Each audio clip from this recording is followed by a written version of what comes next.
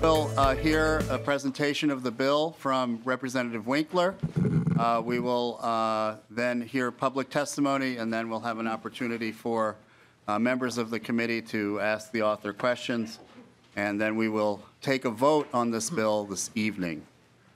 I will be alternating chairing the meeting with our Vice Chair, Representative Tapke, and with that, I will call on Representative Winkler. I will move Representative Winkler's bill, House File 1500, and our motion is to send the bill to the Ways and Means Committee, re-referral to the Ways and Means Committee. Representative Winkler. Thank you, Mr. Chair, and we will have an A3 amendment, an author's amendment, but we can address that after our testimony, I think. Proceed. Thank you. Okay. Mr. Chair and members, House File 1500 is the License Access and Public Safety Act, also known as the Driver's License for All bill. I want to say, first of all, how honored I am to be carrying this bill. I am not here alone. I am here in partnership with dozens of organizations from across Minnesota who have been working on this for over a decade. Organizations working on this include the ACLU Minnesota, CITUL, the Immigrant Law Center of Minnesota, Immigrant Movement for Justice, Indigenous Roots, Interfaith Coalition on Immigration, Isaiah, Jewish Community Action, Minnesota AFL-CIO, the Minnesota Budget Project, the Minnesota Nurses Association, Minnesota Immigrant Rights Action Committee, Morena, Minnesota, Navigate, Minnesota, Unidos, Minnesota, SEIU Local 26, SEIU State Council, the Advocates for Human Rights, United Food and Commercial Workers Local 663, Unite Here Local 17, Voices for Racial Justice, the Minnesota Immigrant Movement, and the Women's March Minnesota. And even last week, Mr. Chair, when we kicked off this initiative for the year, we heard voices of Hospitality Minnesota, the Minnesota milk producers, as well as voices from our Catholic community and Archbishop Hebda. In addition to that, members of law enforcement were there in support as well. Mr. Chair and members, immigrants come to Minnesota for the promise of freedom and opportunity, and these Minnesotans contribute to the culture, economy, and community of our state. All Minnesotans deserve to be able to work, live, and take care of their families. Ensuring everyone has access to driver's licenses will improve public safety for everyone, grow the state economy, and treat our immigrant communities with dignity and respect. House File 1500, I just want to run through the basic provisions of the Act, Mr. Chair, so that the committee members understand. What we are doing, Mr. Chair, is correcting a change that was made in 2002 and 2003. There was a time in Minnesota when you did not need to demonstrate status in order to have a driver's license. That changed in those years, and since that time we've had an administrative rule in place prohibiting driver's licenses for people who could not demonstrate status. We all know that the immigration system nationally has resulted in not only a broken system, but in broken lives. In Minnesota, even today, our state economists emphasize that we cannot continue to have strong growth in our economy without new workers joining us. Immigration is vital to our success as a state and its future, and it is time for us to address the issue of driver's licenses for everyone in the state. So, to the bill, we are changing an administrative rule that has been in place for some time. So we are changing the administrative rule and replacing it with statutory requirements.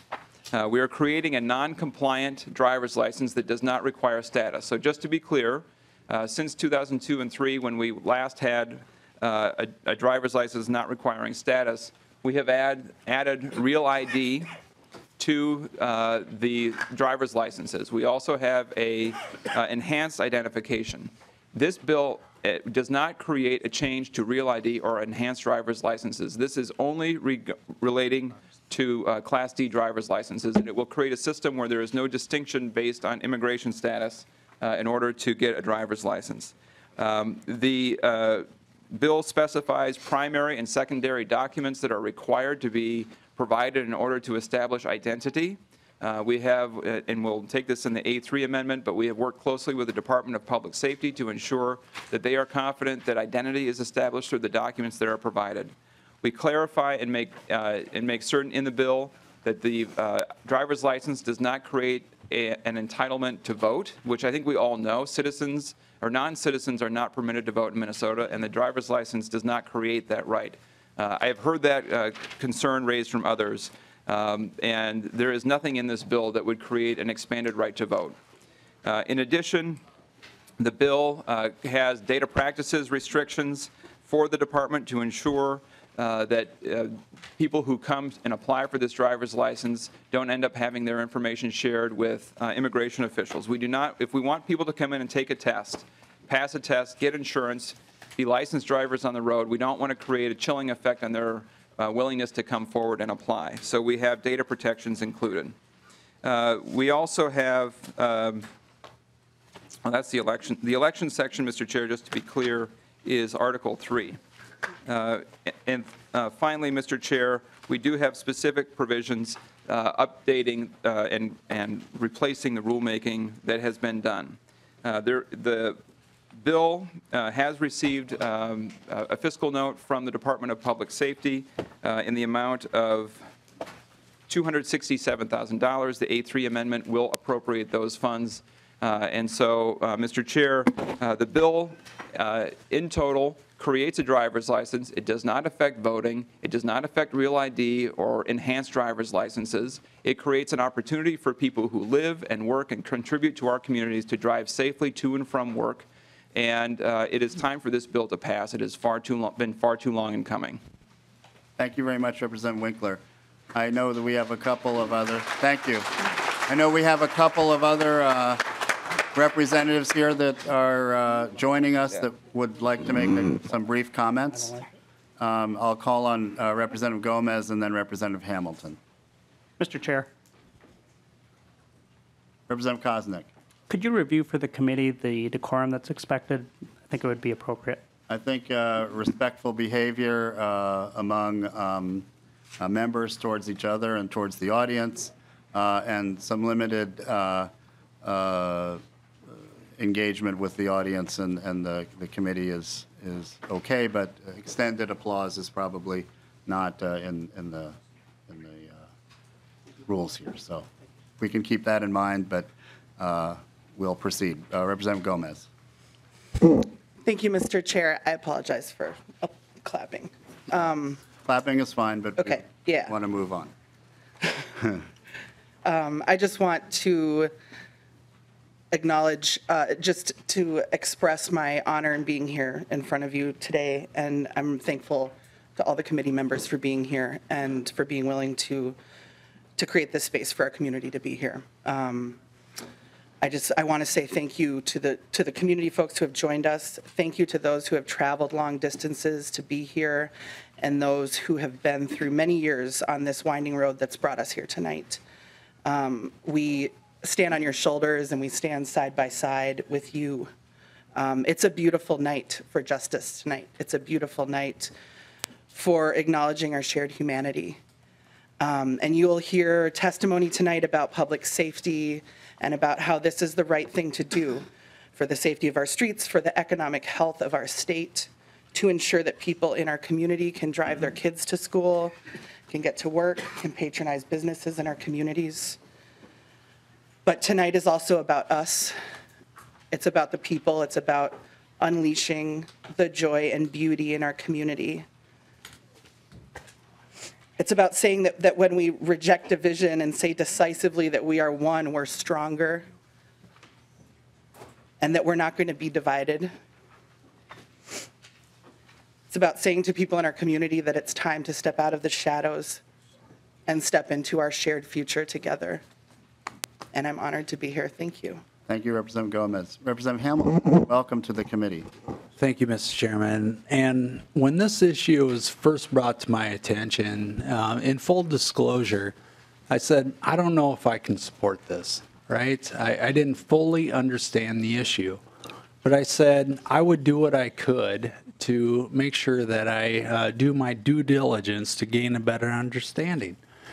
And I remember one phone call that I made was back to a police chief of one of the largest communities in which I serve, excuse me.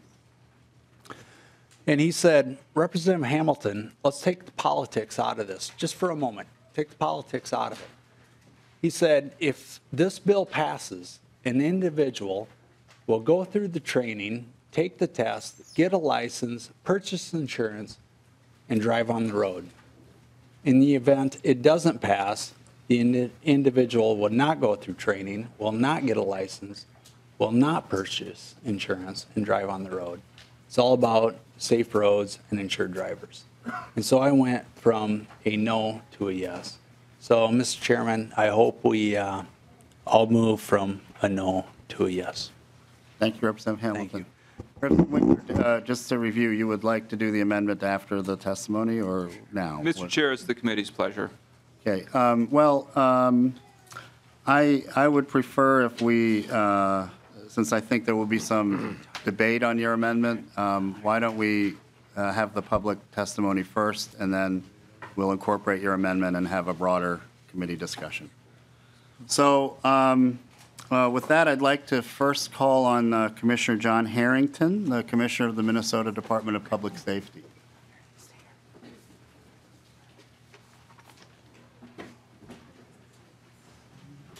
And I'll also let people know who's next so people can get ready. After Commissioner Harrington, we'll have Commissioner Rebecca Lucero from the Minnesota Department of Human Rights.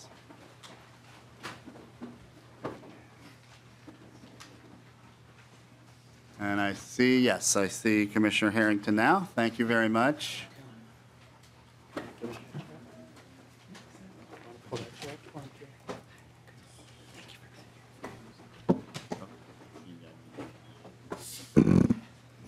Hi. Welcome back to the committee, Commissioner Harrington. Please state your name for the record. Representative Harrington, members of the committee. I'm John Harrington, Harrington. I am the Commissioner of the Department of Public Safety. Welcome. Please proceed. Thank you very much. The Department of Public Safety is enthusiastically supporting this bill, House File 1500, and we have really no concerns at all about it. We will be joining several other states, such as Illinois, Connecticut, California, Utah, Mexico, and Washington, D.C., and Maryland, who already have this legislation and has advised me that it is working without any problems and have not had any concerns. Echoing what I heard earlier from one of the other testifiers was that this will increase the likelihood that individuals driving on Minnesota roadways have a driver's license. And in particular, it ensures that they will have had driver's ed or that they will have taken the test and they will know the Minnesota rules of a road. And that makes all of us safer. In addition to that, talking to my colleagues from other states, they've shown that it has reduced the number of hit-and-run accidents. It's also reduced cases where folks are driving without insurance. All of those things add up to a safer Minnesota roadway. It makes all of us safer as we're out there, and so we are very much in support of this bill. Thank you. Are there any questions for the Commissioner? Okay, seeing none, I really appreciate your testimony. Thank you so much. Thank you very much. We now have Commissioner Rebecca Lucero, and after that, Laura Borderline from the Chamber of Commerce. Welcome to the committee, Commissioner. Please state your name for the record. Thank you, and thank you all for having me here this evening. My name is Rebecca Lucero, and I am the Commissioner of the Minnesota Department of Human Rights. We've heard from a lot of people, and we'll hear from a lot of people tonight, who will speak beautifully about the need to amend our driver's license laws to ensure safe roads and insured drivers. But I'm here this evening to offer insight on why HF 1500 is important to our values as a state. Minnesota is a state made up of different races, and we're all from different places. White, black, or brown, 10th generation or newcomer. We are all Minnesotans. One of our greatest strengths as a state comes from our ability to be there for each other. And right now on this issue, we're not quite living up to our values. As we will hear from everyone tonight, there are folks across Minnesota who don't have access to driver's license. This prevents community members from fully and safely participating. This bill will help people who live in our communities right now. As Governor Walz has so often said, if Washington won't lead, Minnesota will. America has an immigration system that is not working. Both Democrats and Republicans agree on this. There needs to be change.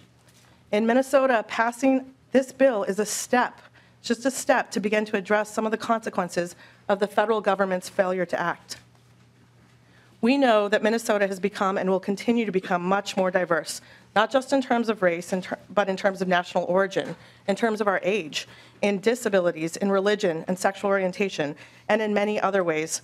We want to build a state where our laws and systems lift up our beautiful and complex identities, not holds them down. I grew up in New Mexico, one of the states that Commissioner Harrington just referenced. My family still lives there, and I visit all the time. New Mexico recently did adopt similar legislation. When this law was passed, New Mexico saw a 24% drop in uninsured drivers, ensuring safer roads for everyone. This law also had other really important effects that I've seen firsthand. It acknowledged the dignity each person already carries with them every single day.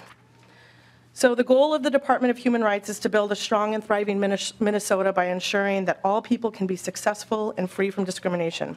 That is why I sit before you today as the Commissioner of Human Rights to express the administration's support and continued desire to work together with advocates, stakeholders, legislators, community members on this issue. Governor Walz and Lieutenant Governor Flanagan deeply believe in living up to the ideals of an inclusive and thriving community that supports every resident as fellow community members, which is everyone here in this room. I really want to finish by asking all of us to reflect on the beauty of Minnesota, a state that includes a diversity of people, a diversity of voices, and that we recognize and value that diversity is in every corner of Minnesota.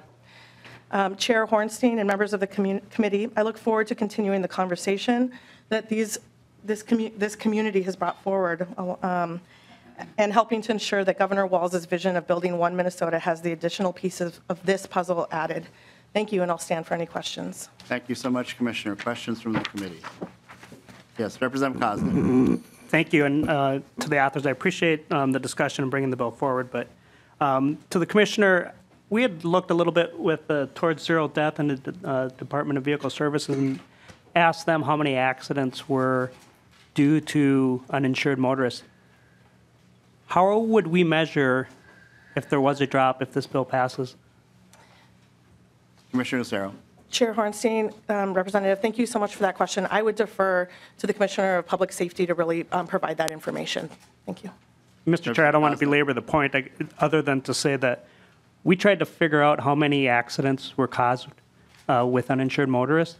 And to my understanding, the DVS and the Towards Zero Death people don't currently have a way to measure that. So I appreciate the bill, but the comments about the uninsured motorist and reductions in other states may be true, but I think in Minnesota, that's something that we should probably try to put a better metric on it to understand better, because my understanding is right now we don't. Sure. Thank you. Chair Hornstein, Representative, thank you for that comment. And whether or not we are able to gather that specific data, I think it's really important that we make sure that as a community that everyone can fully participate. We will hear lots of stories and we have lots of information that says that this is keeping people in the shadows, and we need to make sure that we can move forward as a state. So, laws are made by us, and we can choose to do better here in Minnesota. And so with or without that data, this is an important step. Thank you, Commissioner. Any further questions? Okay, thank you so much for being here. Really appreciate it. Our next testifier is Laura Borderlawn, followed by Darren Macbeth.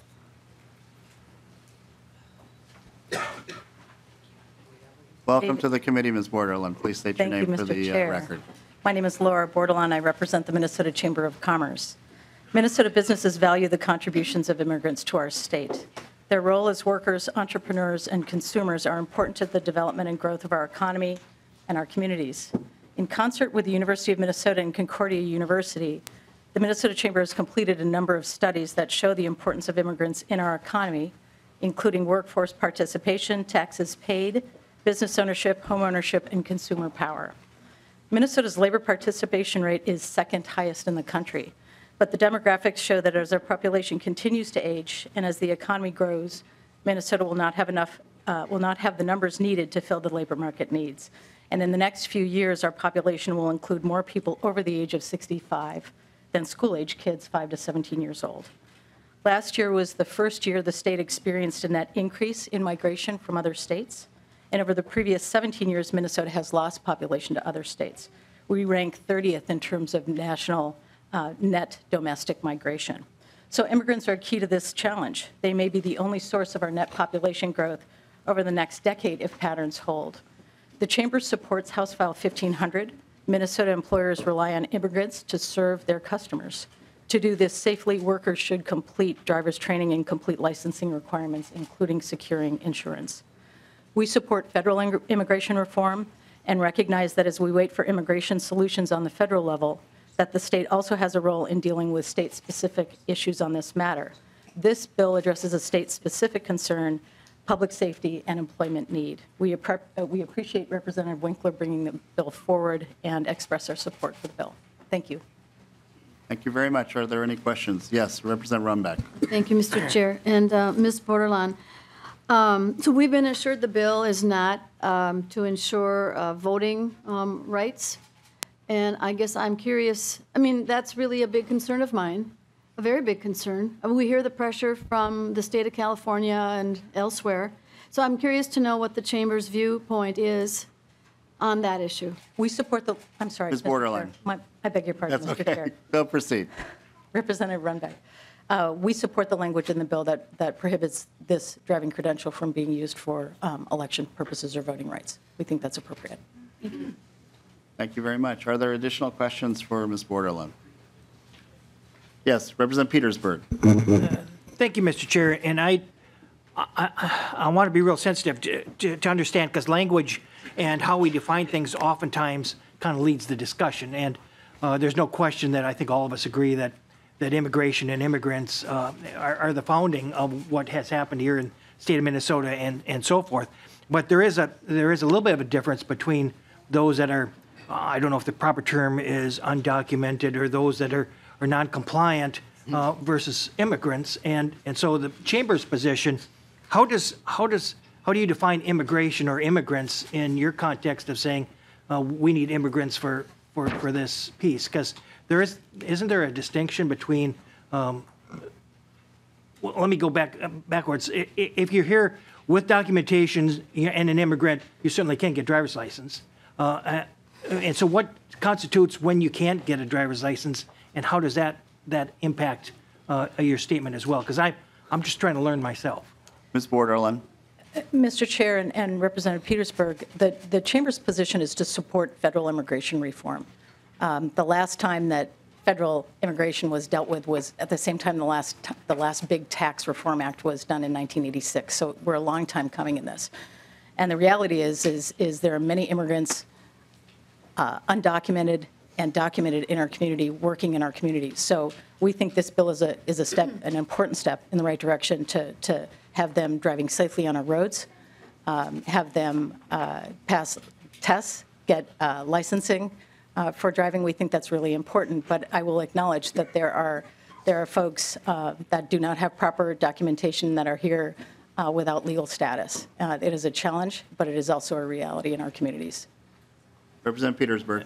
Thank you, Mr. Chair. And that kind of raises my question, I guess, with your support and understanding. If my understanding also is that until the federal law changes, and I agree with you, the federal people in Washington need to get their act together in many different areas, not alone just this. But until they do, my understanding is that employers are not allowed to hire undocumented immigrants.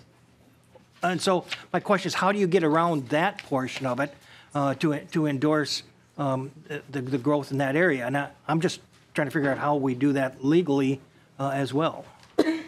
Ms. Borderland. Mr. Chair and Representative Petersburg, employers are not allowed to knowingly hire people that have unlawful status in this country.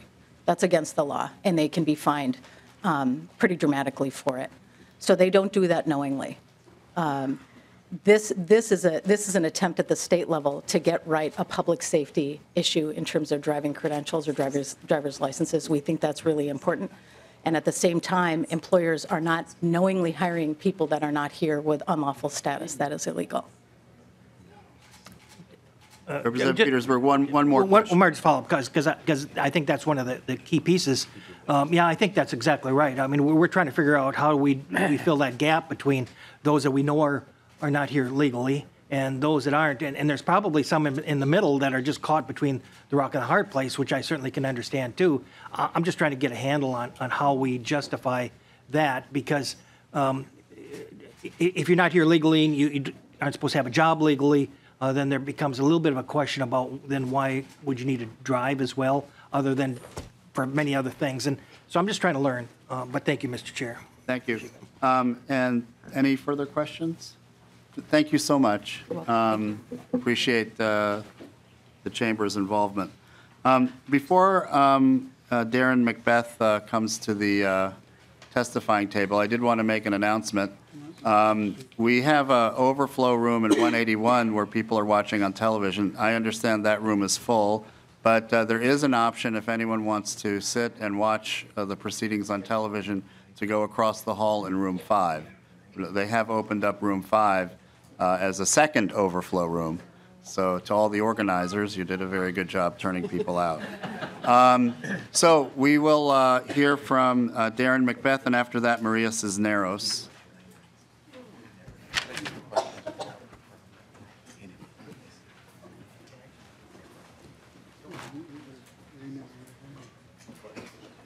Is Darren here? Darren Macbeth. Okay. I haven't seen it. He's got a list I haven't seen. Now we'll have Maria Cisneros, and then following Ms. Cisneros, we have Imam Assad Zaman.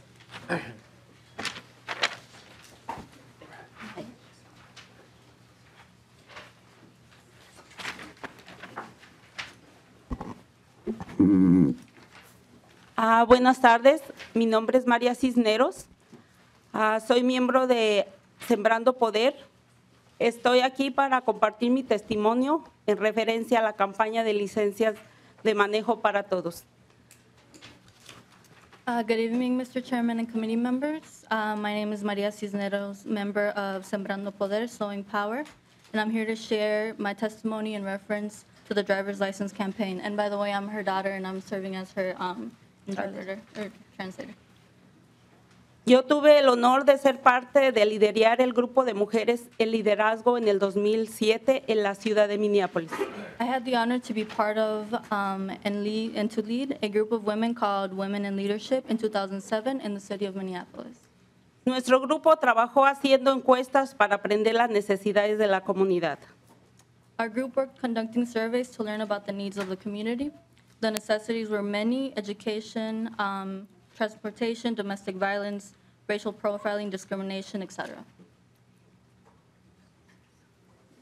Nuestro grupo trabajó haciendo encuestas para aprender necesidades de la comunidad. Las necesidades eran muchas: educación, transportación, violencia doméstica, perfil racial, discriminación, etc. La oportunidad del número 1 fue las licencias de conducir para todos.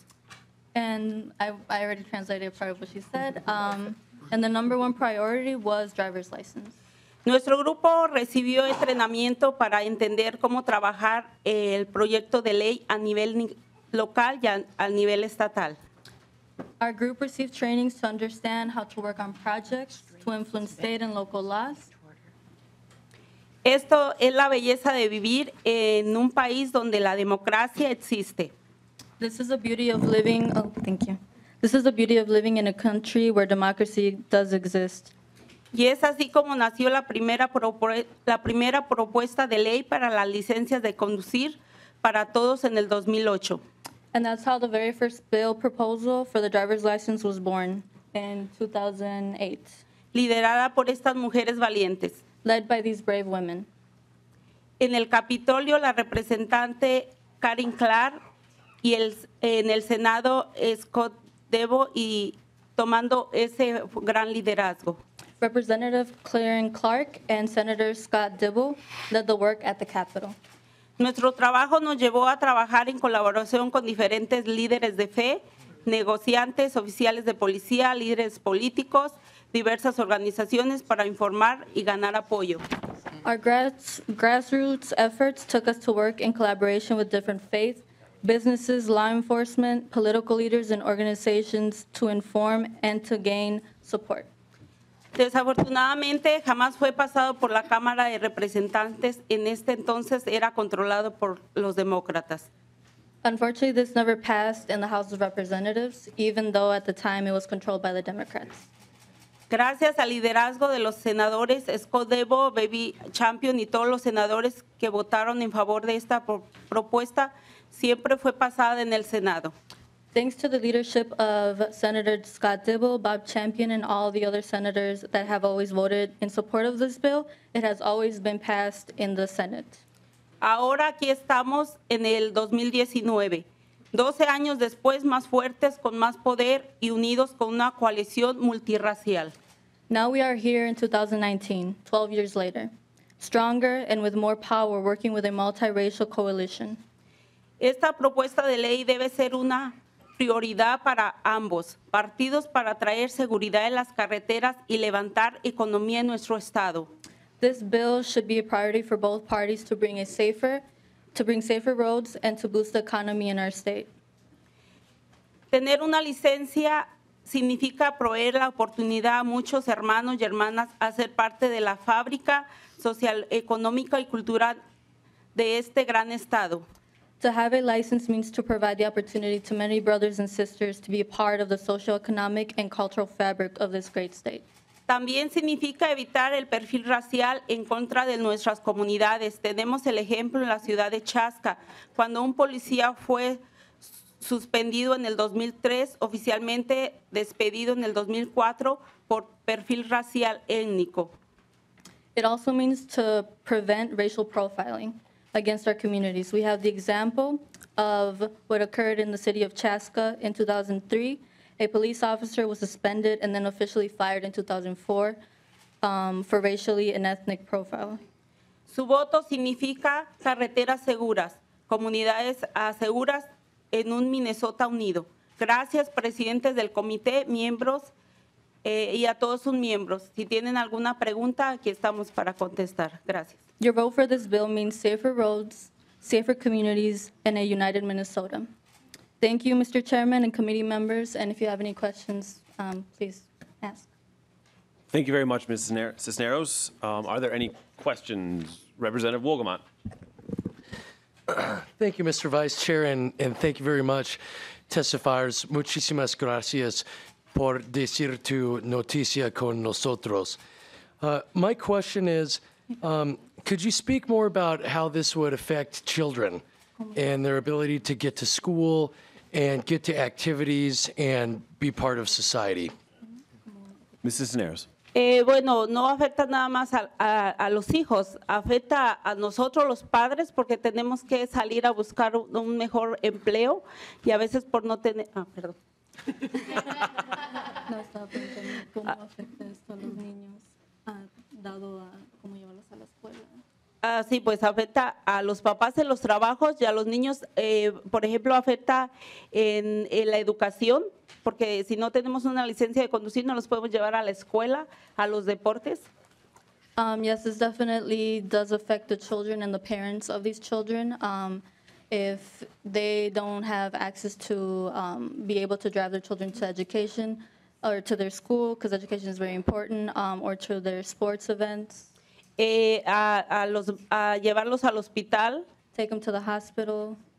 Y pues afecta bastante. It very much affects. Y en la vivienda también, porque si no trae uno suficiente dinero o tiene un buen empleo por no tener una licencia de conducir para viajar a buscar otro mejor trabajo, afecta en la economía del hogar también. This is also very much affects the household.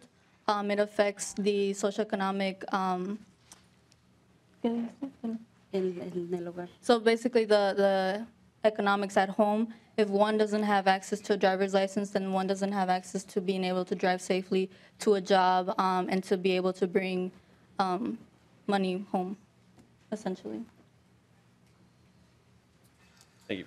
Thank you, Mr. Vice Chair. Y muchísimas gracias por decir tu perspectiva con nosotros. Gracias. Thank you. Representative Hausman. Thank you, Mr. Chair. Not a question, but I just wanted to thank both testifiers for naming Representative Karen Clark at this hearing tonight. I think it was important to hear her name and to remember all of the leadership, the passion, and and impatience and unwillingness to ever give up on this issue. And so we thank you for recognizing her this evening. Sí, de hecho, Mr. Clark trabajó siempre muy duro. Yeah, Senator Clark, Karen Clark has always worked very hard. Representative Runbeck. Yes, thank you, Mr. Chair. And if I could, Ms. Cisneros, correct? How long have you lived in the United States or Minnesota? When did you come to Minnesota? Llegué en enero del 98. I came here in January of 1998. Oh, all right, thank you. Thank you, Representative Runbeck. Any further questions? Seeing none, thank you very much, Ms. Cisneros, and you did a wonderful job interpreting, so thank you very much. All right, next we have Imam Assad Zaman, and up next is Ms. Isabella Alesna.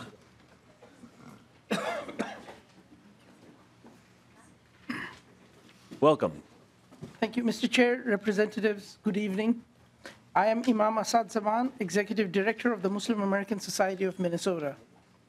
I come here today to urge you to approve the driver's license for all bill, House File 1500.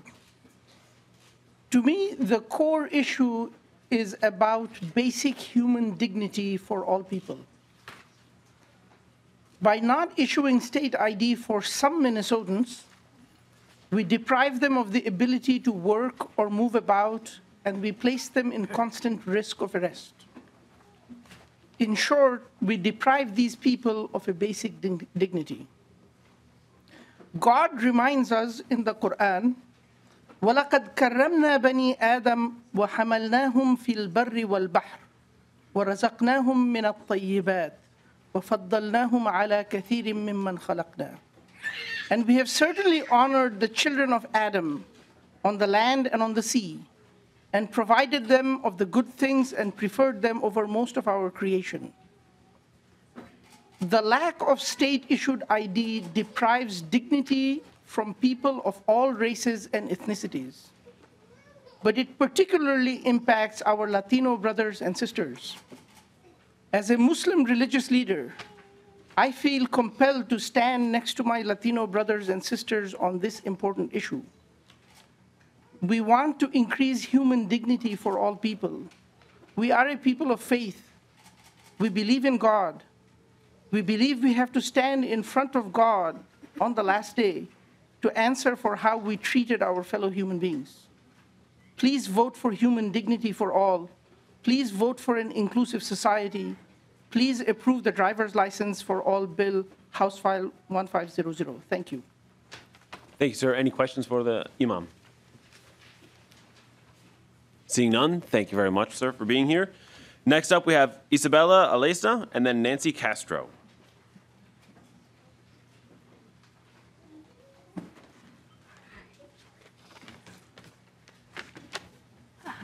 Good evening, Mr. Chair. Good evening, committee members. My name is Isabella Alesna. I'm a young person. I'm a daughter of Filipino immigrants, and I'm a supporter of driver's licenses for all.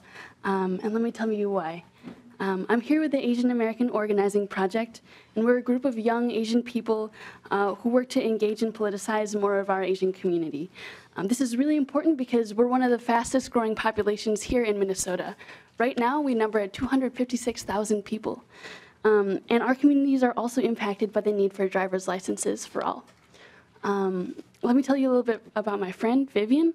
Vivian does not have a driver's license. And during the polar vortexes that we all love to talk about here in Minnesota, she didn't have the option to jump into a heated car and make her way across town to her job in order to make rent and pay the bills in this -20, -40-degree weather. And buses usually, run late in inclement weather. So having access to driver's licenses for all not only means dignity, but it also means real health and safety. And my friend is not the only person who needs driver's licenses, obviously. Look at this entire room. And in 2015, there are nearly 19,000 undocumented Asians in Minnesota. And our community members need to work, need to get groceries, need to pay the bills, need to pick up their children from work, just like any other person. Therefore, expanding access to driver's licenses to all would be a huge benefit for all communities. Thank you. Thank you. Any questions? All right, seeing none, thank you very much for being here. Next, we have Nancy Castro and then Abina Abraham. Good evening, Mr. Chair, honorable members of this committee. Thank you for allowing me to testify before you today. My name is Nancy Castro. I am a member of the Minnesota Immigrant Movement. I was born in Ecuador. My life as an immigrant began at the tender age of 6 years old when my parents decided to immigrate to Spain. I grew up in a foreign land away from my Ms. culture Castro, and my family. could you go closer to the microphone for us? Yeah. Thank you. I went to the school and I graduated. Due to the economic crisis of the European Union, I was forced to move to New York with the hope to find a better future. Upon arriving to New York, my life was not affording. The rents were high and the quality of life was very low. A year later, I decided to move to Brunswick, Minnesota, a city and a state that I found amazing, where everybody is welcoming and the jobs are great and the quality of life is stupendous. The reason I am here before you today is because I need a driver's license. And I fear I will lose everything that I have worked so hard for. It will mean to be separate from the place I now feel is my home. According to the statistics, the average of immigrants in Minnesota is 23 years old. I am 23 years old, and I represent hundreds of young people that, like me, work hard and endure all kinds of hardship and achieve a better life. You must know we don't have it easy. It's hard to find ourselves navigating on a different culture and language, having to learn how to integrate into a complex society, and it's fast-paced, it's very hard and stressful. We do this in spite of our fears and in search of legal status. Some of us do without the support, presence, and nurture of our families. For us as young people, access to a driver's license will be a great resource and will ease up the hardship we undergo to achieve our goals and continue fighting for our very own existence. We want to be a part of the community. We want to be productive and responsible member of this community. All we are asking for is an opportunity to share the street as capable drivers, but also to be alive of the fear of not returning home because we may be pulled over and we don't have a valid driver's license. Remember, the greatness of the countries create at communities level and state level. We are part of these communities. If we advance, the country advances with us. Mr. Chair, honorable members of this community, I am Minnesota. I ask you, please, to vote in favor of license because voting for driver's license for all is voting for a better future for everyone in Minnesota. Mr. Chair, honorable members of this community, I am Minnesota. My future is in your hands. I beg you, do not abandon me. Thank you. Questions for Ms. Castro? Seeing none, thank you very much for being here. Next, we have Abina Abraham, and then up after that is Victor Corral.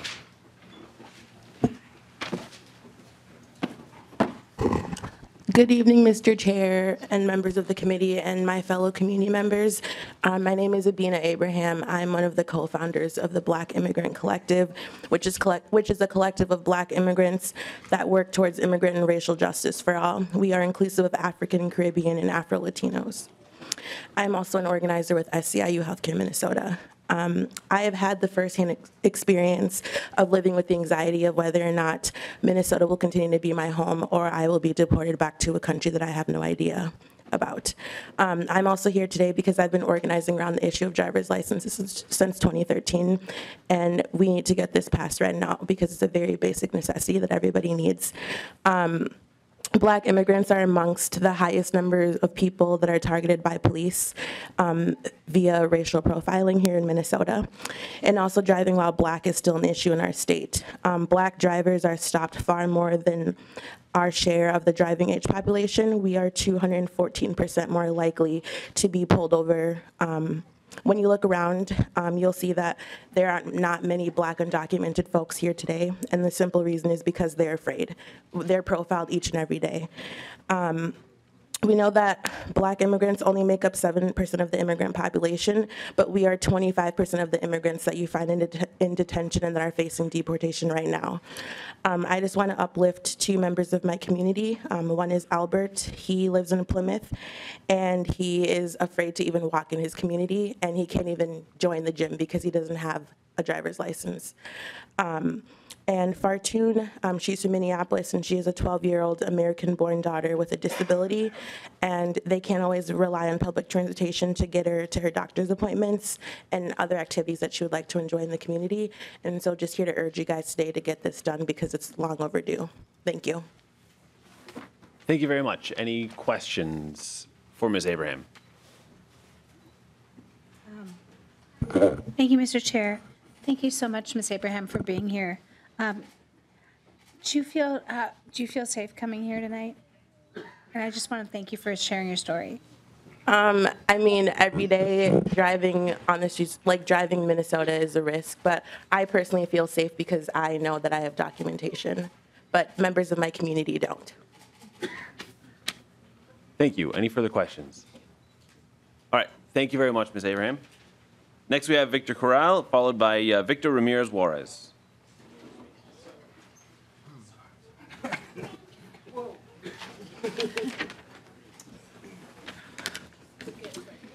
Good evening. Can I start out? Again, good evening. Thank you for having me today. My name is Victor Corral, and I live in Western Pole, Minnesota, with my parents and siblings since 2010. I'm going to go straight to the issue. This issue matters to me because I need to drive frequently to the University of Minnesota Twin Cities so I can continue doing research at the pharmacology department there. Because one of my academic goals is to attend graduate school. In the future, in 2020, I already graduated from the University of Minnesota with a major in genetics and a minor in biochemistry. And basically, what I want to do is I want to contribute back in the field of cancer genetics and with the research that I'm currently doing with my personal investigator. Another reason that this matters to me is because basically I want to be stressless when I have to go to school, and I don't want my parents to always worry about me. Right now, there are families, including mine, in our states that are unable to basically live their lives normally or peacefully. So that's why there's small things that we have to worry about, such as if we want to go see our family members or friends, we have to think about driving. And other things that are bigger is like insurance. All of these are caused by not having a driver's license. We are not able to get our own cars and basically, again, not pay for insurance. If this bill passed and the governor signed this, it would definitely bring stability to my education goals. Because I would not have to worry about ordinary things that people in Minnesota and other states in the nation basically don't worry about, such as getting pulled over or having car problems while driving. What else? It also matters, and it means that my parents will not be constantly worried about me when I have to go to school, because I've been going for 4 years to school without a driver's license. And obviously, you have the power to pass a law that would ease the worriness feeling that my parents always have, because all they want basically is for us to get an education and be able to be professionals in the future, especially me, because I want to be a scientist and I really want to contribute back to the STEM field. So I would like to urge you to pass this bill, as it will benefit me in many ways for my future academic goals. And also, I know that on the opposite side, the state can benefit in many ways from this too. Thank you for listening to me. Thank you very much. Any questions? Representative Runbeck. Thank you, Mr. Chair. And Victor, was it? Yeah. It's wonderful you have a career, educational path that you're on, and you mentioned your parents. Yep. So and you've been here since 2010, are your parents able to work? Basically not, but my parents, my dad, who's been the main provider, somehow has managed to support me for school. So he works, he's a mechanic, but somehow he's been managing to work even though he's not allowed to. But it's what every parent would do. For sure. Right. Thank you. Any further questions? Representative Joaquin. Thank you, Mr. Chair, and gracias por venir esta noche. And thank you for going in the science field. When did you and your parents came here in 2010? Yeah. I have a father-in-law who came here back in 1965, and it was a lot easier to be a student back then and come here as an immigrant and work towards that success. So I just want to thank you for being here. Thank you. Any further questions? Thank you very much, Mr. Corral. I appreciate it. Next, we have Victor Ramirez Juarez, followed by Isaac Ruble.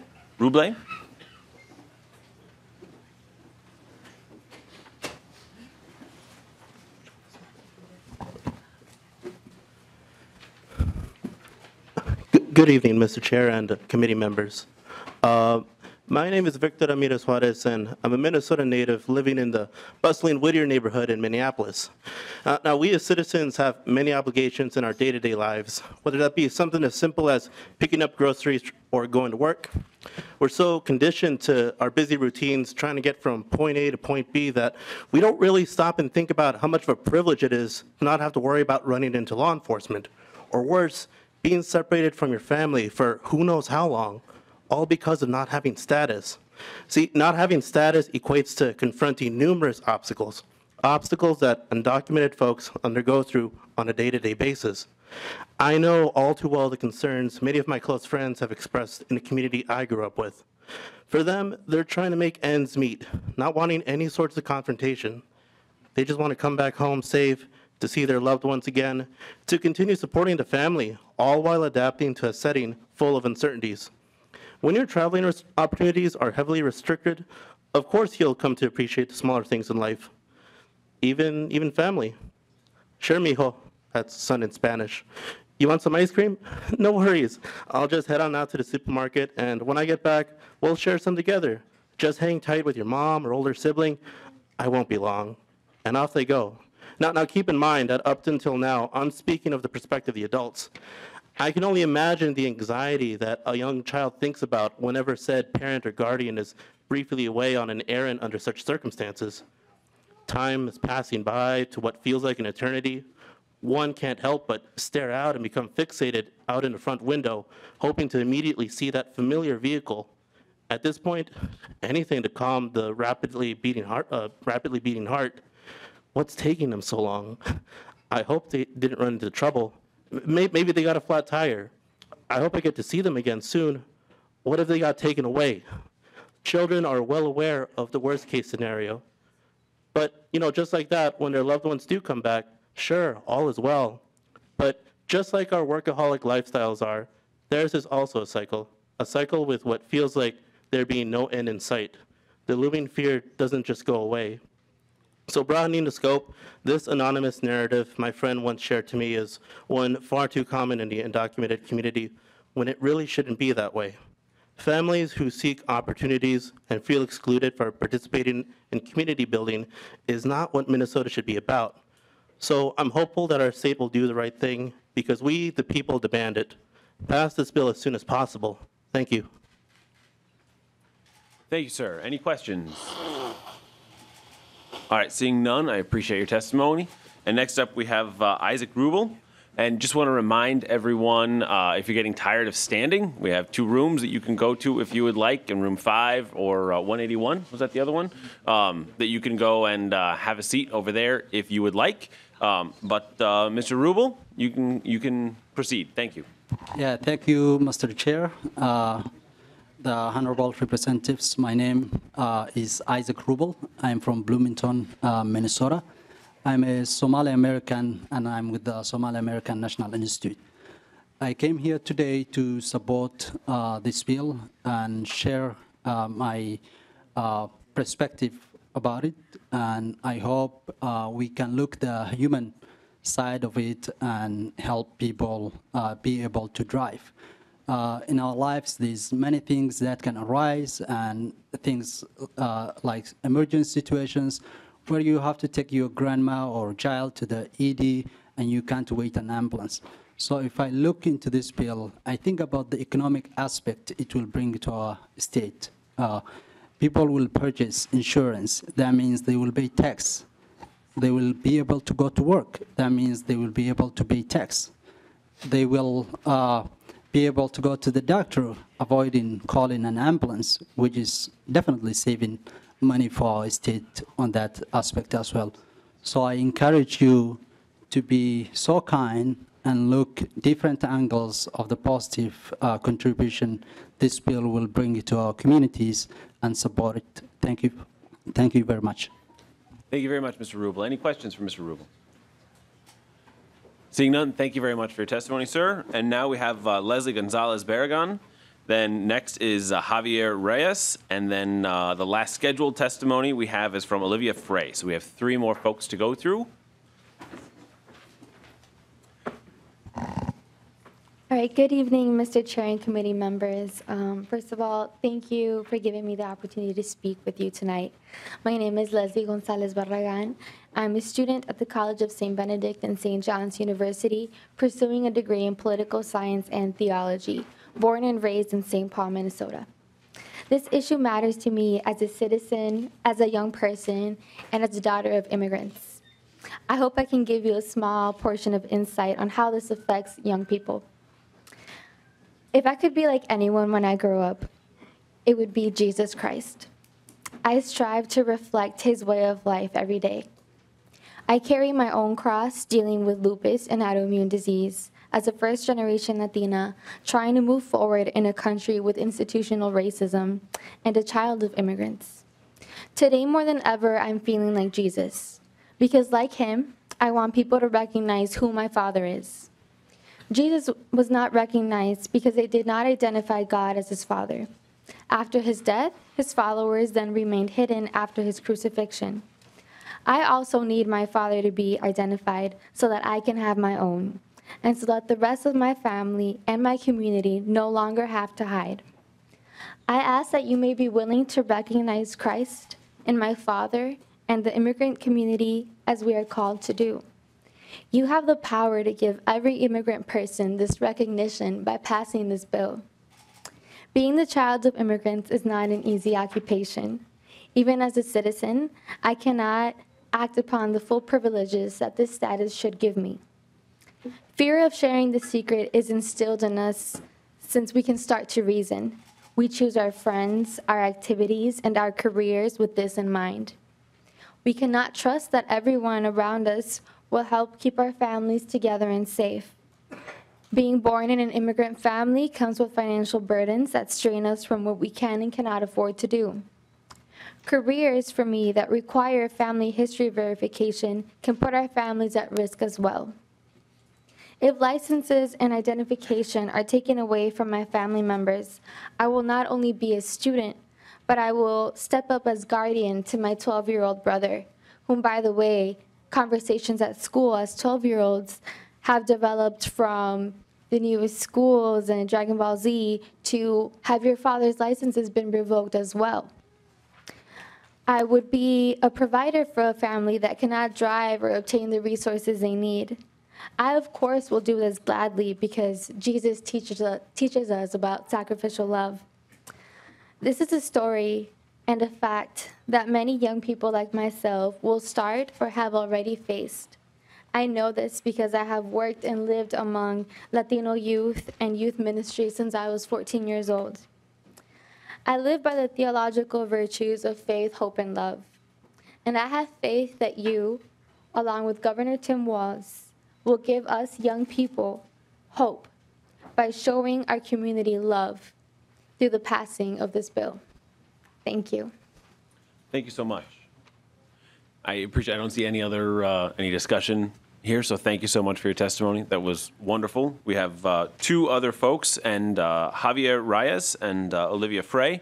And just want to let everyone know that after Ms. Frey is done with her testimony, we will ask for anyone else who wants to testify for or against this bill tonight. So if there's someone watching in another room that is present in the building that would like to come and testify for or against, please make your way down to the room where we are holding the testimony. So we will continue here with Javier Reyes. Thank you very much, sir.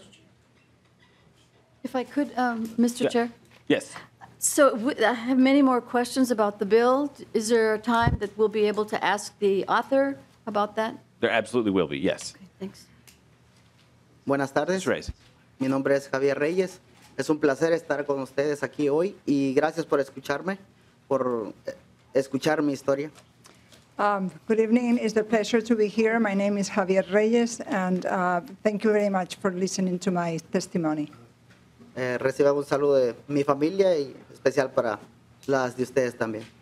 And receive a special greeting from my family to you. Okay.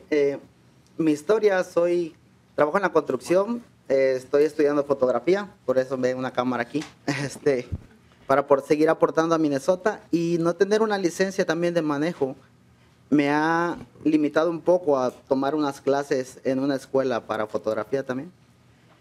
I work in construction, but my goal is also to be a photographer. This is why I have my huge camera here. And not having a driving license is preventing me from taking some classes that will further my career as a photographer. También estudiando inglés. Hoy no hablo inglés porque no quiero cometer algún error o tener una falta hacia ustedes. I'm also learning English, and I prefer today not to speak to you in English just in case I made some mistakes. Como todos, no traigo algo escrito porque mi historia la escribo todos los días. I don't bring anything in writing because my story, I write it every day. Salgo de casa todo el tiempo preocupado de no encontrarme un policía. Claro, traigo aseguranza. Every time I leave my home, I'm always afraid to come across a police person. I always carry with me my insurance. Todo el tiempo, igual como todos, salgo con el miedo de que me pare el policía y no traiga una licencia. Esta semana me han chocado 2 veces. He traído aseguranza, a mi carro no le ha pasado nada. Y he sido tan amable con las personas, decirle que se pueden ir, que no ha pasado nada. Just this week, talking about this fear of finding the police, I've been involved in 2 crashes. My car was fine, but I had my insurance, so I let the other people go without any further action. Nada más he llamado para reportarlo a la policía para que después no cobren a mi seguro. He only called the police to report the crashes so that it wouldn't affect his insurance. Pero sí es difícil salir de casa. Tengo hijos también y sé que tengo que regresar a casa. Todos los días lucho en mi trabajo duro y también salgo a cuidarme del policía. No porque haya hecho algo malo, sino por no tener una licencia.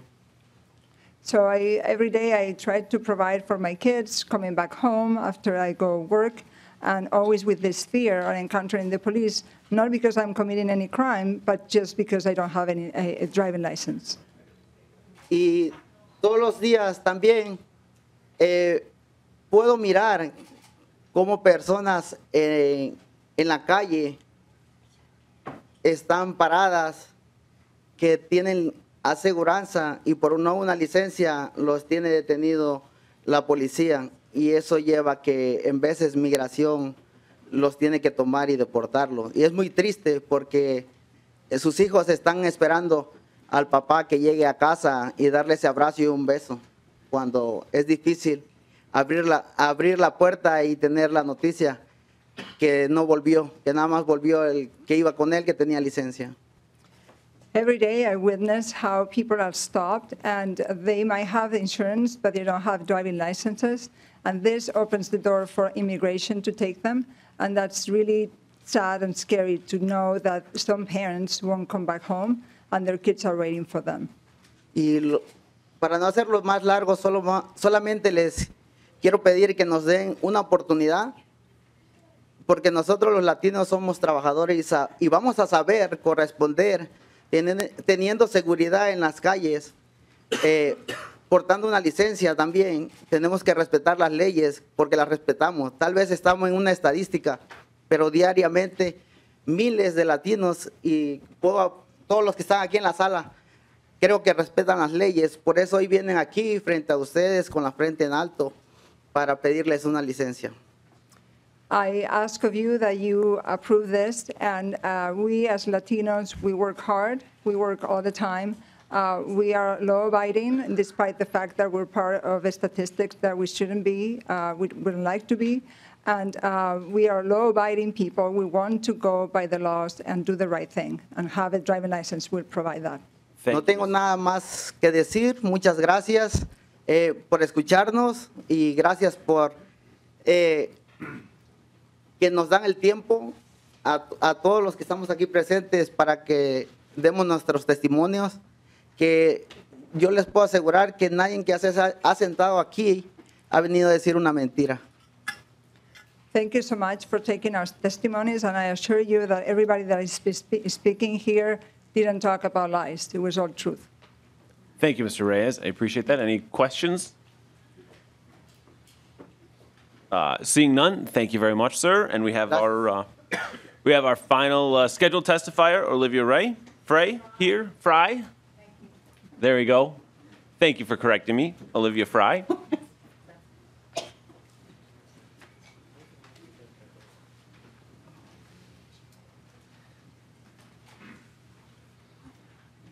My name is Olivia Fry.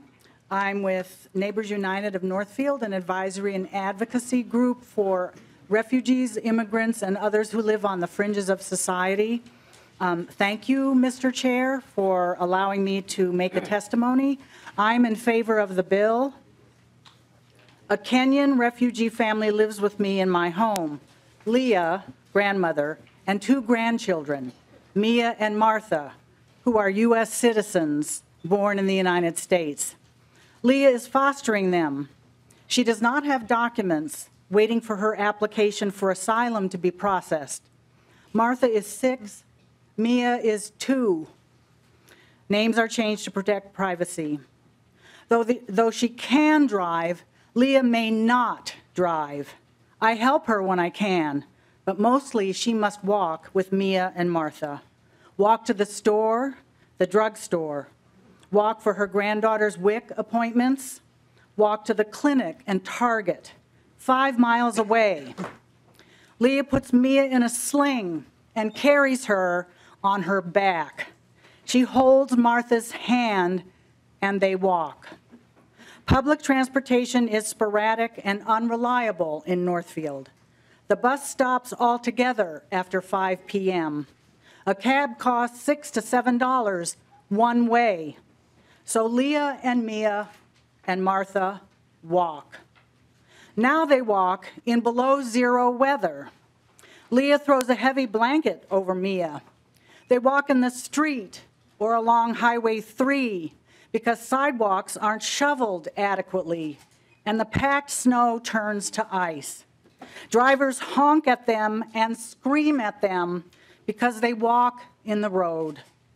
It is hard to see around corners because the snowy mounds are 3 times the size of 2-year-old Mia. They walk, they walk, they walk. There's an African greeting when people see each other on the street. How are the children? How are the children? They walk, they walk, they walk. Thank you very much. Thank you, Ms. Fry. Was there any further testimony for or against folks that would like to testify today? All right, seeing none. Oh, I'm sorry, did I miss hands? No, my bad. You would like? Okay, perfect, thank you. if you could please come up to the testifier stand and please state your name clearly for the record. And You can sit down and speak in the mic. yeah, if you could just please take 2 or 3 minutes at the most to go through what we've got, we'd really appreciate it so we can get moving on the bill. So thank you very much for being here. No problem. Thank you very much for having me here. My name is Abigail Lindero Ramirez. I work for Direct Insurance Services of Minnesota, doing property and casualty. I'm here tonight because I feel compelled to voice my concerns regarding the ability of immigrants of any status to obtain Minnesota driver's licenses. Facilitating the procurement of driver's license for all would highly impact the insurance industry in Minnesota while improving the safety of our roads. Being bilingual has enabled me to serve a clientele that is roughly 80% immigrants. These immigrants are seriously desiring to be law-abiding by driving insured. The surcharge for insuring an unlicensed driver is very high, and therefore the monthly premiums are largely unaffordable for the average immigrant. Lapses and cancellations of insurance policies are far too frequent, resulting in far-reaching consequences to all drivers throughout Minnesota. Acquiring a driver's license removes this surcharge from their policy, allowing them to obtain and maintain insurance for a much more reasonable and equitable premium. I believe that if these immigrants were allowed to obtain a driver's license, the insurance industry would witness substantial growth, as well as similarly impacting car dealerships. The inability to obtain a driver's license currently makes it impossible for immigrants to even change their car title into their name, resulting in major complications for car dealerships and insurance agents like myself. Finally, please consider with me that issuing driver's license to immigrants would establish a system that better assesses a driver's abilities and provides the necessary education to ensure safety on our Minnesota roads. This would result in responsibility and accountability for all drivers alike. As well, when all drivers are driving legally, violations are able to be accurately recorded in the vital Minnesota vehicle reports necessary to accurate insurance quotes, and proper surcharges are easily obtained. Thank you very much for considering with me the substantial economic benefits and improved road safety that the passing of legislation permitting immigrants of any status to obtain a Minnesota's driver's license would afford. Thank you so much. And if you could please spell your last name for us so we make sure we get that correct. Yes, it's Landero, Landero, and Ramirez, Ramirez. Thank you so much. I appreciate it. Thank you. If you want to testify, just come on up here to make sure that we know people are around. Do we have a page over there that can help us out?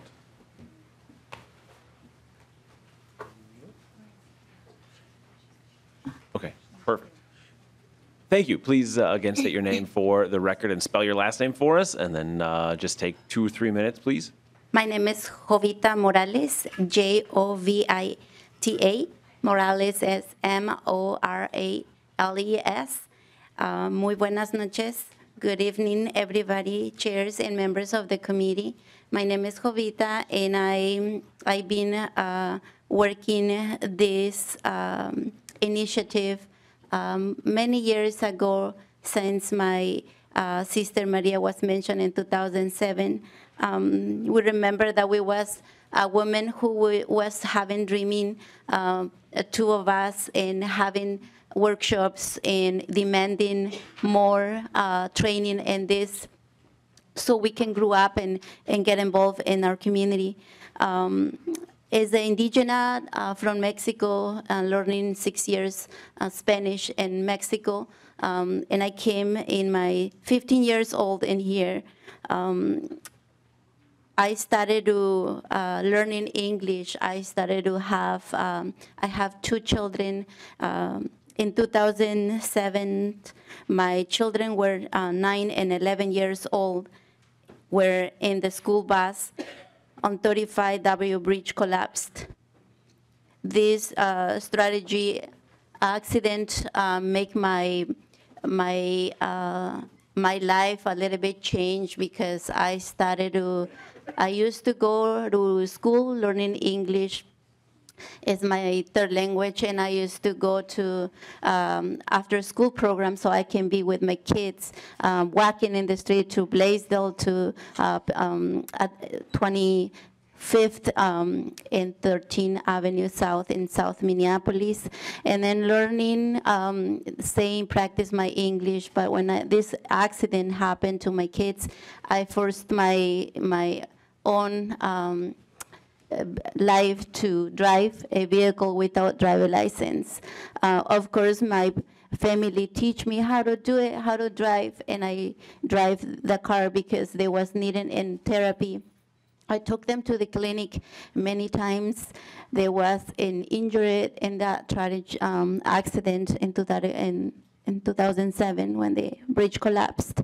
Both of my kids was involved in this accident, and since that day, I've been forcing myself to work hard in passing this law, and every single time organizing in the Latinos community, and I know you see every time with you and talking and bring people from different cities so we can pass this issue and demonstrate that we really want a better Minnesota. We really want to contribute this Minnesota because we're doing every day. Every single day we pay taxes, we pay everything. We want to take our Minnesota. That's the reason why we're here. Please vote on yes on the driver license bill. Thank you. Thank you very much. We have a question here from Representative Bernardi. Actually, Ms. Morales, I wanted to thank you for your leadership on this. You come back year after year, and you've been helping so much. And I want to uplift and thank the whole community of people who have been working on this legislation. I know that it's very important to my neighbors and friends and coworkers to be able to have and actually I'm not sure about coworkers per se, but driver's licenses. And I know throughout Minnesota we want to help each other succeed. And not only will this help your quality of life and your families, it will also help Minnesota with prosperity and being successful too. So I want to thank you and everyone else for all you've done to help make this happen in Minnesota. Thank you. Thank you for being here. If you could please state your name for the record. My name is Mike Gregory. I live in Roseville, Minnesota. And whether black, white, or brown, rural or city, newcomer or long-term resident, every Minnesotan deserves the ability to connect with family, work, school, and community. One of our neighbors in Roseville was directly and dramatically impacted by the inability to get a license. The crime that landed him in jail was driving without a license. His incarceration and separation from his family began with a traffic stop because he had a faulty taillight. Though our neighbor had committed no felonies, he's been in detention now for 8 months. He will likely be deported in the next couple days. He'll likely be dead within a couple of months. Our neighbor's asylum hearing, we learned that 9 of the 30 people he worked with at his job transporting cattle in El Salvador were killed. People like his brother, who was disappeared. That is, he was killed and his body was hidden after he warned his boss that gang members had targeted him to be killed. That day at the hearing, we also learned he had stumbled on 2 other people who had disappeared by gang members. After he discovered the bodies, gang members who had been watching the bodies warned him not to say anything about his discovery. Later, when he'd gone into hiding at a relative's house, gang members threw stones at the house and tried to burn it to the ground. They pistol whipped his neighbor, warned him again not to say anything about the disappearances, and told him to get out of the country of El Salvador, repeating the warning to one of Pedro's brothers. We also learned a university professor, who was an expert witness in El Salvador, testified that the killings in El Salvador peaked in 2016 when Pedro discovered the bodies and fled to the U.S. in 2017. He testified that the killings had reduced slightly in 2018, but the number of disappearances had increased. The gangs found them more effective that simple murder because without a body there can be no prosecution. Professors said the disappearances were approximately 7 times more frequent per capita than in Mexico. That El Salvador is a small country and there's really no place to hide. He told the judge that even police officers with bodyguards do not feel safe in El Salvador, noting he was currently involved in the case of a police officer seeking asylum because, like Pedro, she faced substantial risk of being killed if she returns to El Salvador. At the end of the hearing, the immigration judge indicated she found both our neighbor's story and the testimony of the expert witness credible, but she ruled against our neighbor's request for asylum, referencing recent case law regarding Attorney General Jeff Sessions' decision to further limit the option for asylum. As some of us observed, excuse me, pardon me. As some of us observed, the judge that issued the verdict was clearly uncomfortable. And with her action, she felt compelled to deny the asylum, nevertheless, due to the recent case law. He's going to be off to El Salvador in a few days. He said goodbye to his family. He doesn't think he's going to survive back in El Salvador. Why did this happen? It's because he didn't have a driver's license. Just think about that. Okay, thank you. Thank you, Mr. Gregory. Thank you. Thank you.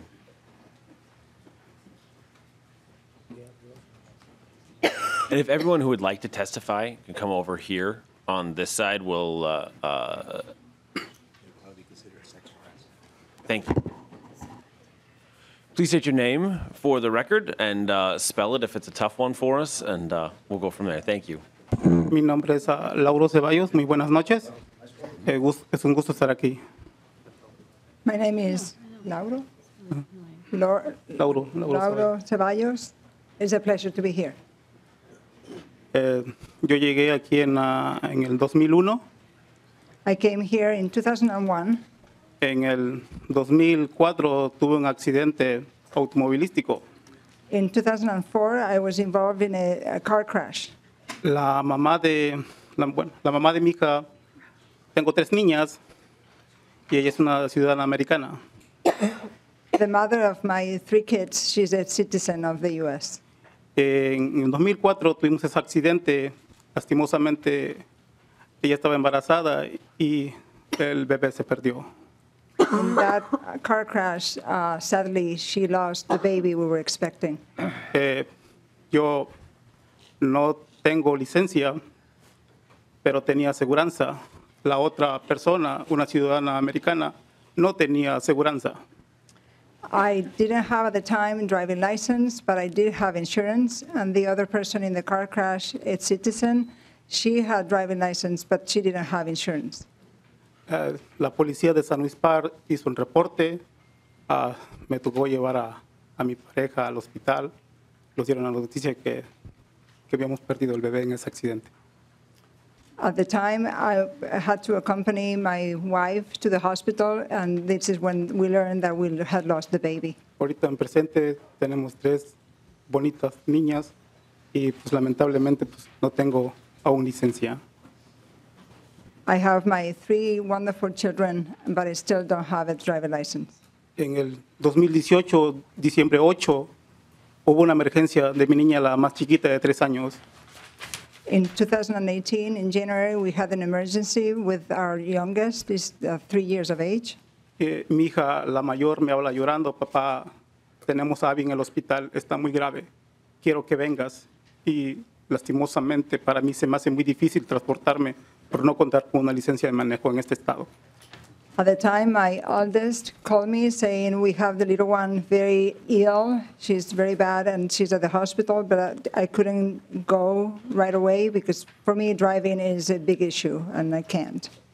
Todos los días tomo la responsabilidad de padre como cualquier ciudadano latino o de otro país, sin importar y sacar nuestra familia adelante. Lo único que estamos pidiendo es una consideración hacia nosotros, que nos den el privilegio de tener una licencia en este estado.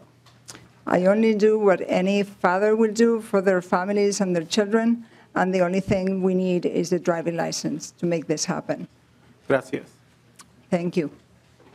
Logo, thank you very much for sharing your story. I am so sorry for your loss, but thank you for being here. Thank you. Seeing no questions, we'll take the next testifier. Thank you, sir.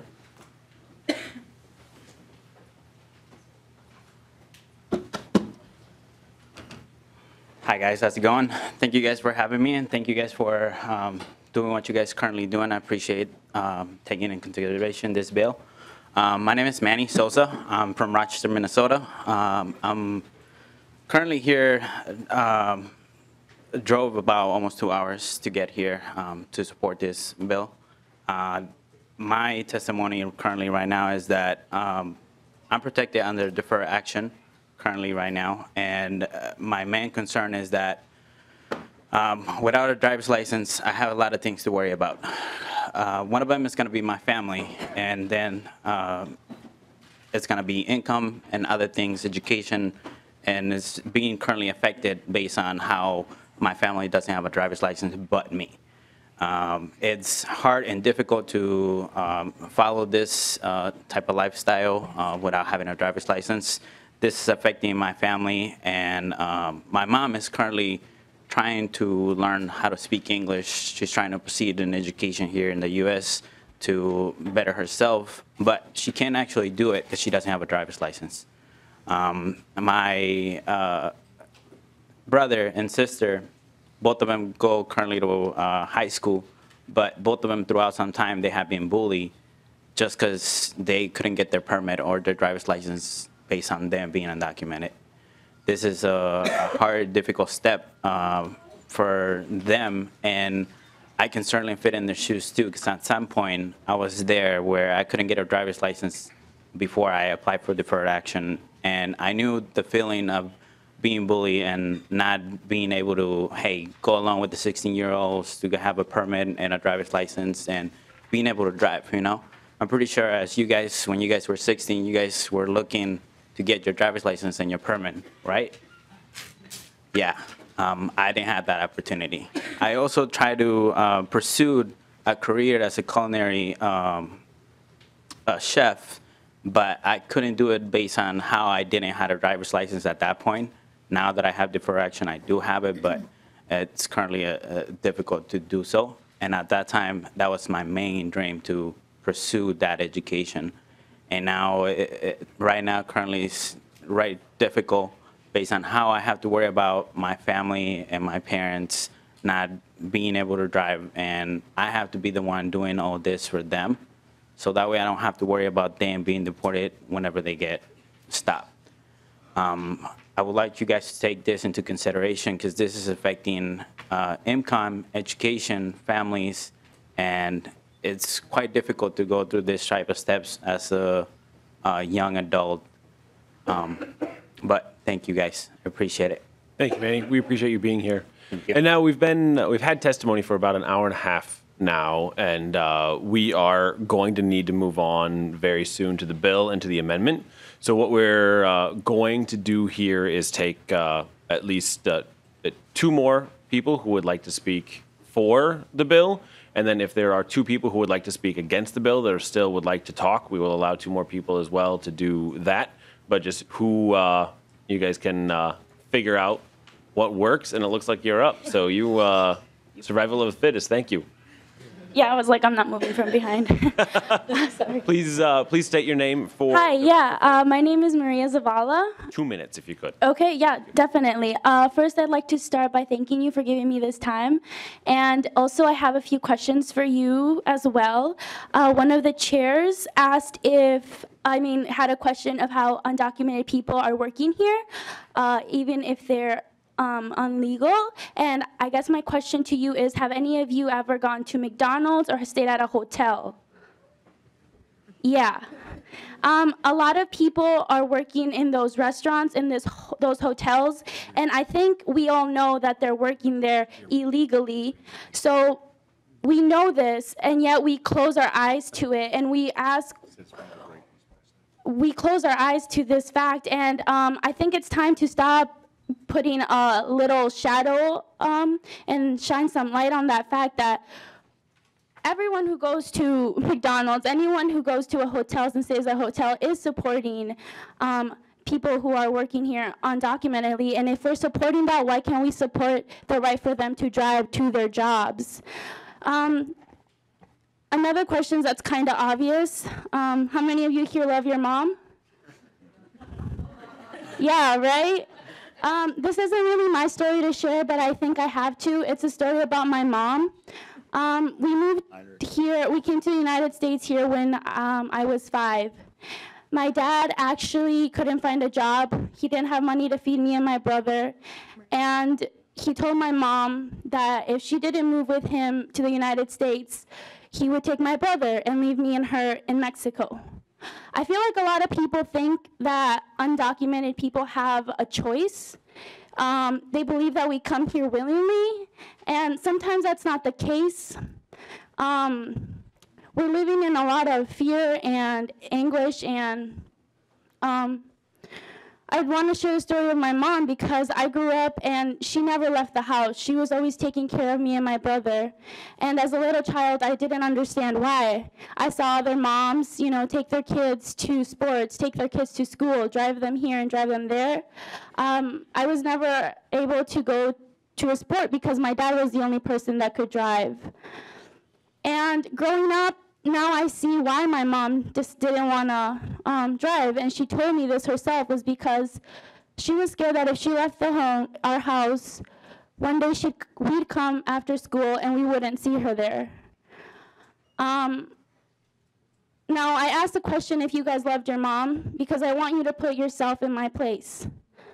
I want you to think how it would feel to see your mom from day to night in your home, unable to leave anywhere because she's afraid to drive. She's dependent of my father, and they don't have the best relationship, and she can't be independent because she needs him to go to places. Many times I felt guilty for leaving the house because I know my mom will be there from morning to night. A lot of people are living in this situation, and I don't think it's fair that our lives consist of waking up, working for 12 hours, and going to work because we're too afraid to drive anywhere else.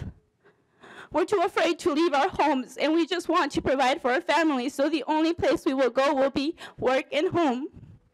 And it hurts to see my community. It hurts to see my mom not be able to leave the house because she's afraid we won't find her there. I love my mom. I just want you to put yourself for a second in my place. I know you guys don't have it easy. I know you have to protect the people. I know there may be safety concerns. I know there's many other things, but I just want you to put yourself in the place of those people who have to work, have to walk to work in freezing temperatures. I want you to put yourself in that place, in that spot. We've been working for this for around 6 years, right? The people want this. The people need this. 6 years, what else do we have to do for you to listen to us? I'm asking you, what do we have to do? Thank you, Maria. If you have any closing comments, you can. My question to you is, for those of you who do not support the driver's license, why? What do you need from us? What can we do for you to show you that it's so important? No one's going to answer that for you right now. We will get into the bill and we'll talk about the reasons in just a moment. But thank you very much for your testimony. It was wonderful to have you here. Thank you. Thank you. And then we have one more testifier, please. And then if we have anyone who would like to speak against the bill, we will take that and then move on to discussion specifically about the bill.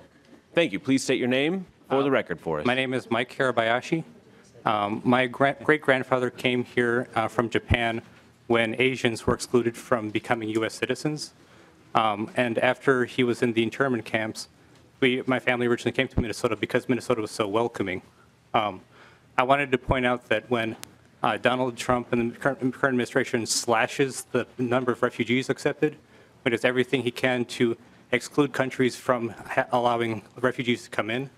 And when the cap for immigrants keeps getting slashed and slashed and slashed, and the immigration system is increasingly more and more of a mess, I think people need to understand that the people who are undocumented right now are primarily just victims of the times. And under other times, they really should be documented immigrants. Thank you. Thank you, Mr. Hirabayashi. All right, thank you so much, everyone, for your testimony. Do we have anyone else at this point against the motion that would like to speak? Against the bill that would like to speak? Just making sure I don't miss a hand this time. Okay, so thank you very much. Before I give the gavel back to Chair Hornstein, I'm just going to take a moment to say thank you so much to everyone for your incredible testimony. It was powerful and extraordinary to hear you here today, and for everyone coming out and taking the time to be here to share your stories with us is wonderful. I'm honored to be part of this bill and look forward to us moving forward. So thank you, Representative Winkler, for all the work you've done, Representative Gomez and Representative Hamilton as well. So thank you very much, and I will give the gavel back to Chair Hornstein. Thank you very much, Vice Chair Tabke, and I would like to echo his deep appreciation for everyone that's not only turned out but testified. The stories were very moving and heartfelt and impactful, and much appreciated. I also wanted to mention that members, you have in your packets written testimony, which I'd like to call your attention to, from the Catholic Conference, the bishops, Hospitality Minnesota, and the Minnesota Agri-Growth Council. All of those organizations are writing in favor of the bill.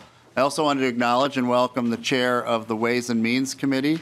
Representative Lyndon Carlson is with us, and he's an ex officio member of our committee. Sometimes when he comes, I feel like he's the assistant principal and I'm in trouble for some reason. But we welcome you, Mr. Chair. So, Representative Winkler, I think now would be the time for you to present your amendment, and we can have discussion. Excuse me? Okay. It's on the list. Okay. We already are developing. There already are questions, Representative Winkler. So if you could, I will move your amendment. Let's see. It's coded A3. And if you could discuss the A3 amendment with the committee. Mr. Chair and members, the A3 is largely technical corrections and a few changes requested by the Department of Public Safety. And specifically, I would call your attention to page 4 of the bill and identify a number of deletions of documents that the Department of Public Safety was concerned would establish residence but not identity. And so if you look through the lines, you will see items such as the utility bills, residential lease, mortgage documents, et cetera, which are stricken from the bill. This is to make sure that when people apply for a driver's license, they're using documents that establish identity rather than just residence. And Mr. Chair, I'm happy to take questions. I also have some attorneys who can be here to help address any specific questions the amendment. But I would ask for adoption of the A3 to put the bill in the shape that I'd like to present it. Discussion to the A3 amendment? Hearing none. All in favor of the A3 amendment signify by saying aye. Aye. Aye. All opposed, motion prevails. Was it to the amendment? I'm sorry. Yeah. Representative Koznick? Move it first, so What's that? I didn't hear. We didn't actually move the amendment? I moved it earlier. Okay. We weren't sure. Okay. Otherwise, I was going to do it for you. Okay, thank you. All right, we have the bill in the shape that the author would like it, and now let's have discussion. Representative Heinrich, you're first on the list. Thank you, Mr. Chair. Muchas gracias por estar aquí esta noche. Majority Leader Winkler, I just was wondering, I think maybe you addressed this a little bit, but what documents must an undocumented immigrant show to prove who they are? And Mr. Chair and members. Representative Winkler. So we have both primary and secondary documents.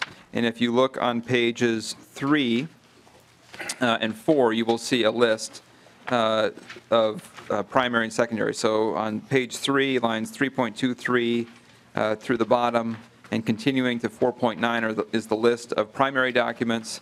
And on page 4, section 6, continuing through page 5 and to the top of page 6 is a list of the secondary documents. So you have to have one of each from the two lists in order to be able to identify, or in order to establish identity for purpose of the driver's license.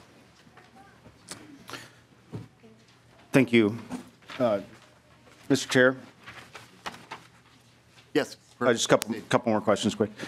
Majority Leader Winkler, on 5.25 that you referenced on the 5th page, it says any of the following documents issued by a foreign jurisdiction. My question is just how do we verify, what's the ability there to verify the legitimacy of a foreign document? Would there be some sort of mechanism for training people to make sure that we can actually verify that a foreign document maybe they're not used to seeing is actually legitimate? Representative Winkler. Mr. Chair, there is a very well-established international system for authenticating foreign documents moving across jurisdictions. Representative Heinrich, I actually have personal experience with that. Our Secretary of State can provide an apostille, which is basically an official seal, which is recognized under international conventions, and those same documents are recognized if they're officially marked and they're recognized in the United States. So that's a well-established system. Thank you, Majority Leader. Mr. Chair, we have,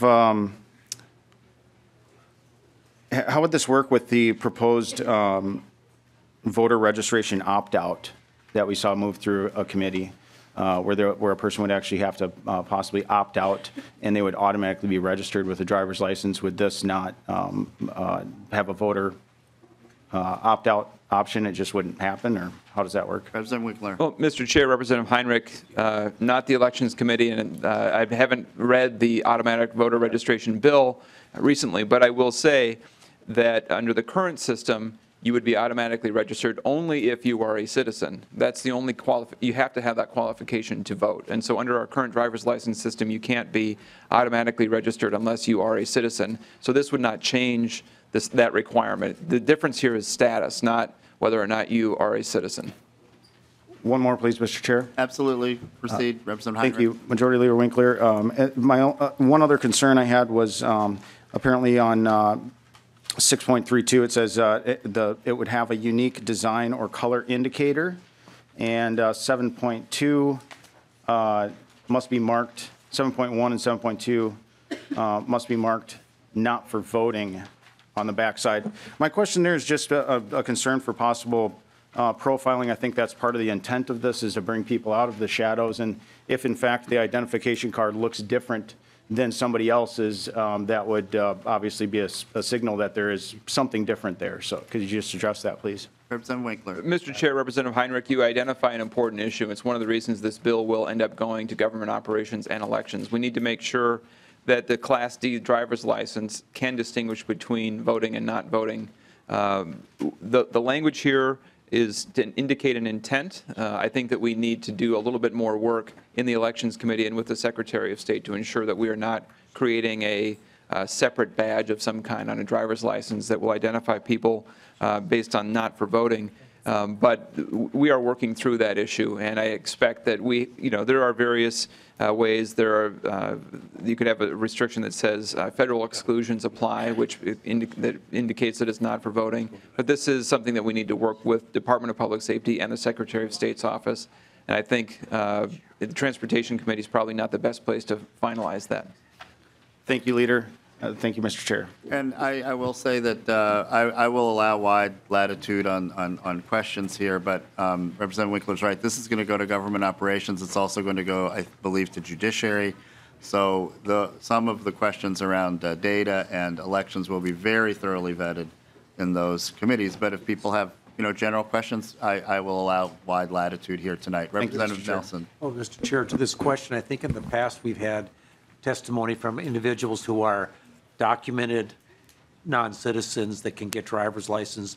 Their driver's license already are marked in a way that states that they are not citizens. And so that would not be a change from what we currently do. Mr. Chair, Representative Nelson, I think the notation is status check. Yeah. And I think we're going to have to work through whether, what kind of language we would want to have on the license to make sure that we are not creating an opportunity for targeting people, but simultaneously being very clear that it is not a voting identification. Thank you, Representative Nelson. Are there any other? Representative Petersburg. Thank you, Mr. Chair. And again, this is just a procedural question, and I think it may be best for Mr. Burris, but maybe a majority leader can speak to this too. I'm not familiar with all of the codes here, but I'm assuming that this bill will tie in with all of the other codes in regards to revocation of driver's license for DUI and all of those other things, because we are creating a new license here. I just want to make sure that we have covered all of those bases as well. So am I correct that we have got all of that covered, Mr. Burris? Mr. Burris. Mr. Chair, Representative Petersburg, yes, I'm not sure that I would classify it as a new license. It's a modification to the requirements in order to receive a non-compliant license. Non-compliant in the statutory sense refers to compliance with the Federal Real ID Act. So all of the current license suspension, revocation, and so forth, all those same provisions would apply. Thank you. Thank you, Representative Petersburg. Is there additional discussion from the committee? Representative Runbeck. Thank you, Mr. Chair. Just wanted to question these other types of driver's licenses that people, seek to get, like commercial driver's license, bus driver's license. I mean, where does that fit into any of this? Representative Winkler. Mr. Chair, Representative Runbeck, I can be corrected if I'm wrong, but this is solely for a Class D driver's license. It does not affect commercial or any of the other special categories. And I've never served in the Transportation Committee, and I've never applied for anything other than a regular driver's license. So I'm not an expert, but my understanding is that this is just the regular Class D. It also does not affect the Real ID compliant or the enhanced driver's license. This is just your garden variety driver's license, if you will. Representative Runbeck. Mr. Chair, then a follow-up. Will we see an exact rendering of what the document would look like? I mean, I recall several years ago when the bill came through, there was, literally nothing to look at. And it just seems like that ought to be what we should be able to expect to see how it looks. Mr. Chair, Representative Runbeck, I can't promise that we can do that, but I think it's a good idea. And I think it is very helpful for people to have a very, tangible sense of what it would do, what it would look like and what we're doing. So we can try to do that. I can't promise we can make it happen, but we'll give it a shot. Thank you. Thank you, Representative Runbeck. Representative Koznick. Thank you, Mr. Chair, and to the author. Can you talk a little bit about the data privacy provisions in here to be shared with, or to be prohibited from being shared with law enforcement and some of the other ones, agencies? There's a couple different sections in that. Just kind of give an overview, but then my question would be, is that something maybe we should do for all driver's licenses, and why wouldn't we? Representative Winkler. Mr. Chair, Representative Koznick, the short overview is that we are trying to make sure that people come forward, pass a driver's test, and get insurance, and are driving safely on the roads and able to go about their lives. If we have data being shared with immigration officials, for example, it would be a significant chilling effect on people's ability to do that. And we can go through, I expect, to go through more of the details of how this bill does that in the Judiciary Committee, which handles data issues. But this, just to be clear, this is the Class D driver's license. So this will be a protection for everyone, unless you are going for a Real ID or an enhanced driver's license. So we will be creating this protection for everyone who's looking for, an ordinary Minnesota driver's license. Representative Koznick. No, I appreciate it. Thank you.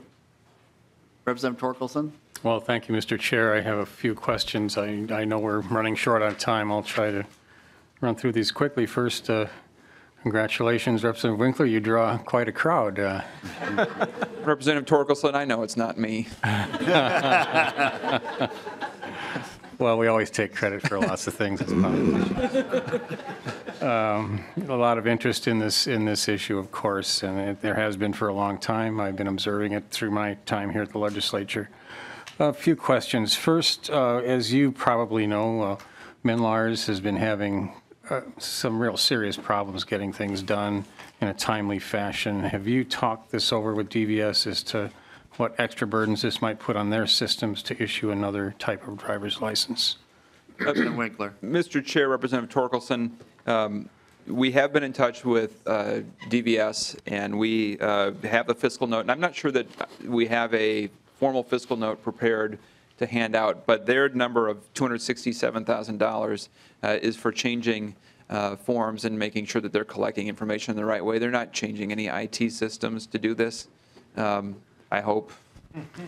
Well, thank you, Mr. Chair and Representative Winkler. If you can get them to do anything for $267,000, I'm going to bring you onto my team working with this whole issue, because it's been costing us a lot more.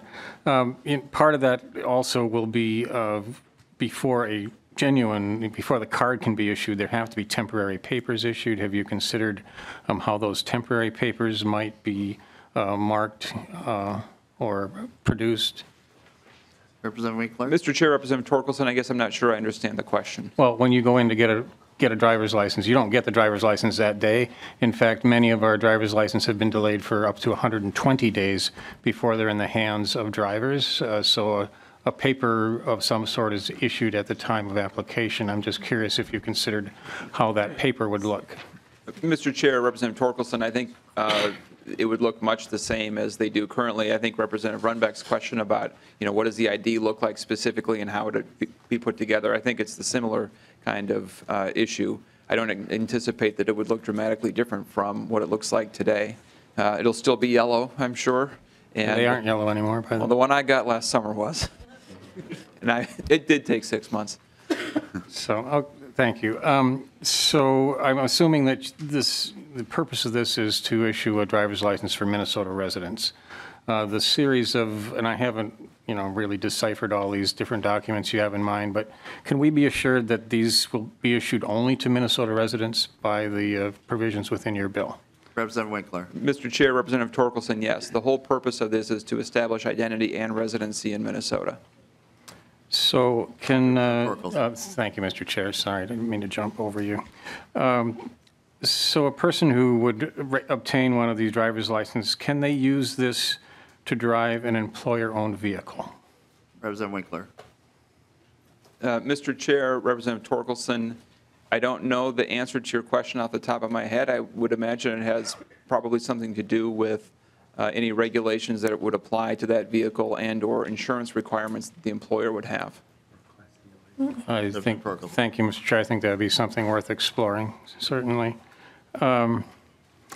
There's a section in the bill that includes a $10,000 civil penalty to be imposed by the Department of Human Rights. Can you describe how that would work? Representative Winkler. Mr. Chair, Representative Torkelson, if you'll give me a minute. Actually, I wonder if I could get some legal counsel to help identify or give you the best and fastest answer to this. Do you have a section or a page to refer to, Representative Torkelson? Page 11, section 7 on page 11.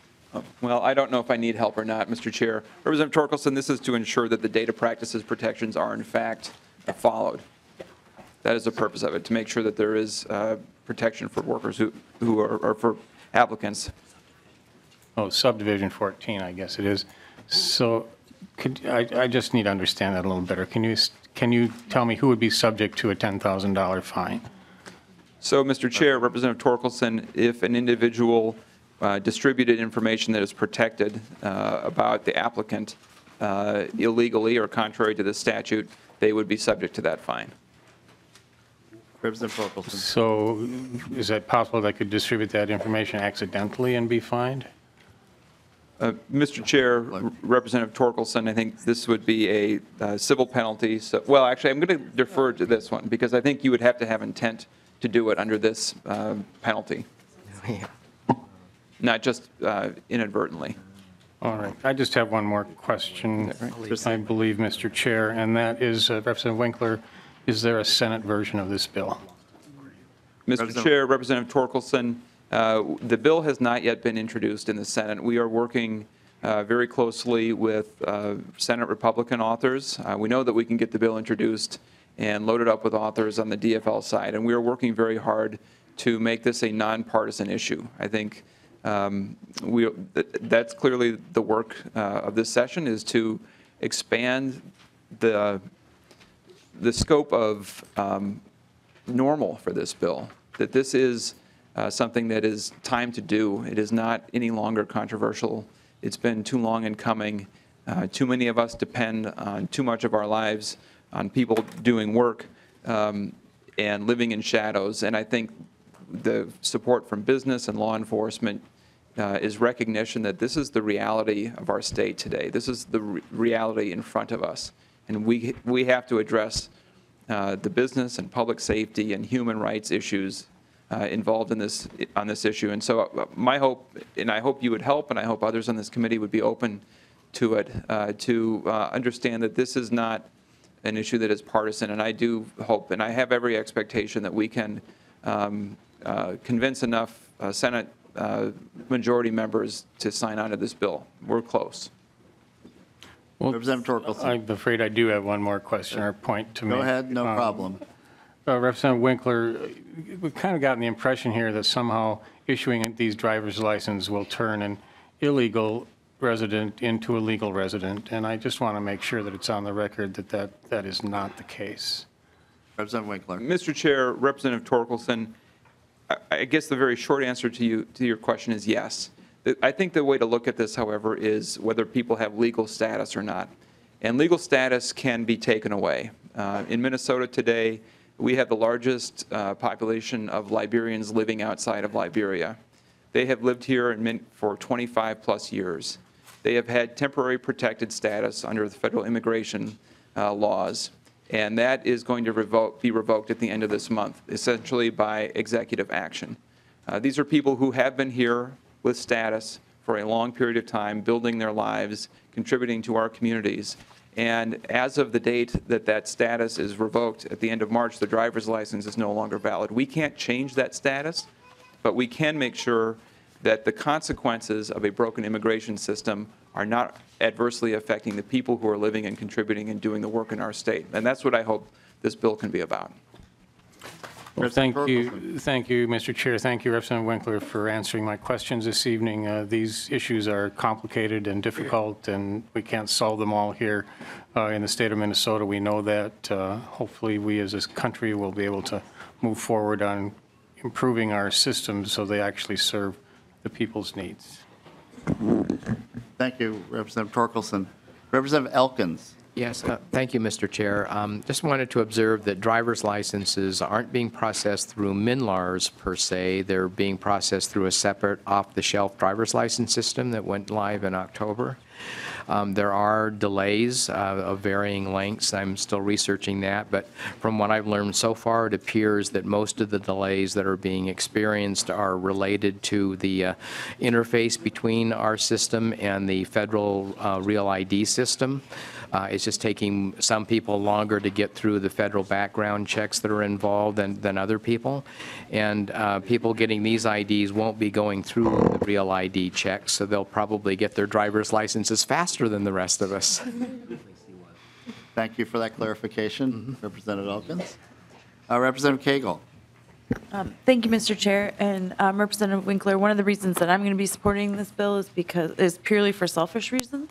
I want to know that when I'm driving my 2.5-month-old daughter around in my car, who I haven't seen since 7 a.m. this morning, longest I've gone without seeing her, that the other people on the road are safe. I don't really care about what your immigrant status is when you're driving on the road. I just want to make sure that every person on the road knows the rules of the road, and God forbid an accident happens, that the driver involved also has insurance, so that I'm not on the hook for having to make repairs to my car or get a new car or medical bills. So I just really want to thank you for bringing this bill forward. Thank you, Representative Cagle. Representative Mason. Thank you, Mr. Chair. I just want to make a few comments.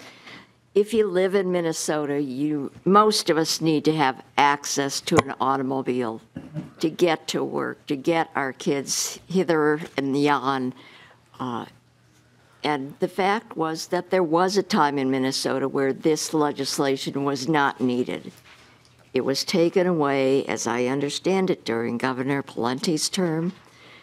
And from my perspective, this was, from the standpoint of public safety, this was certainly a very short-sighted and dangerous action to take. And I've sat through previous hearings on this legislation as well. The stories are all very moving.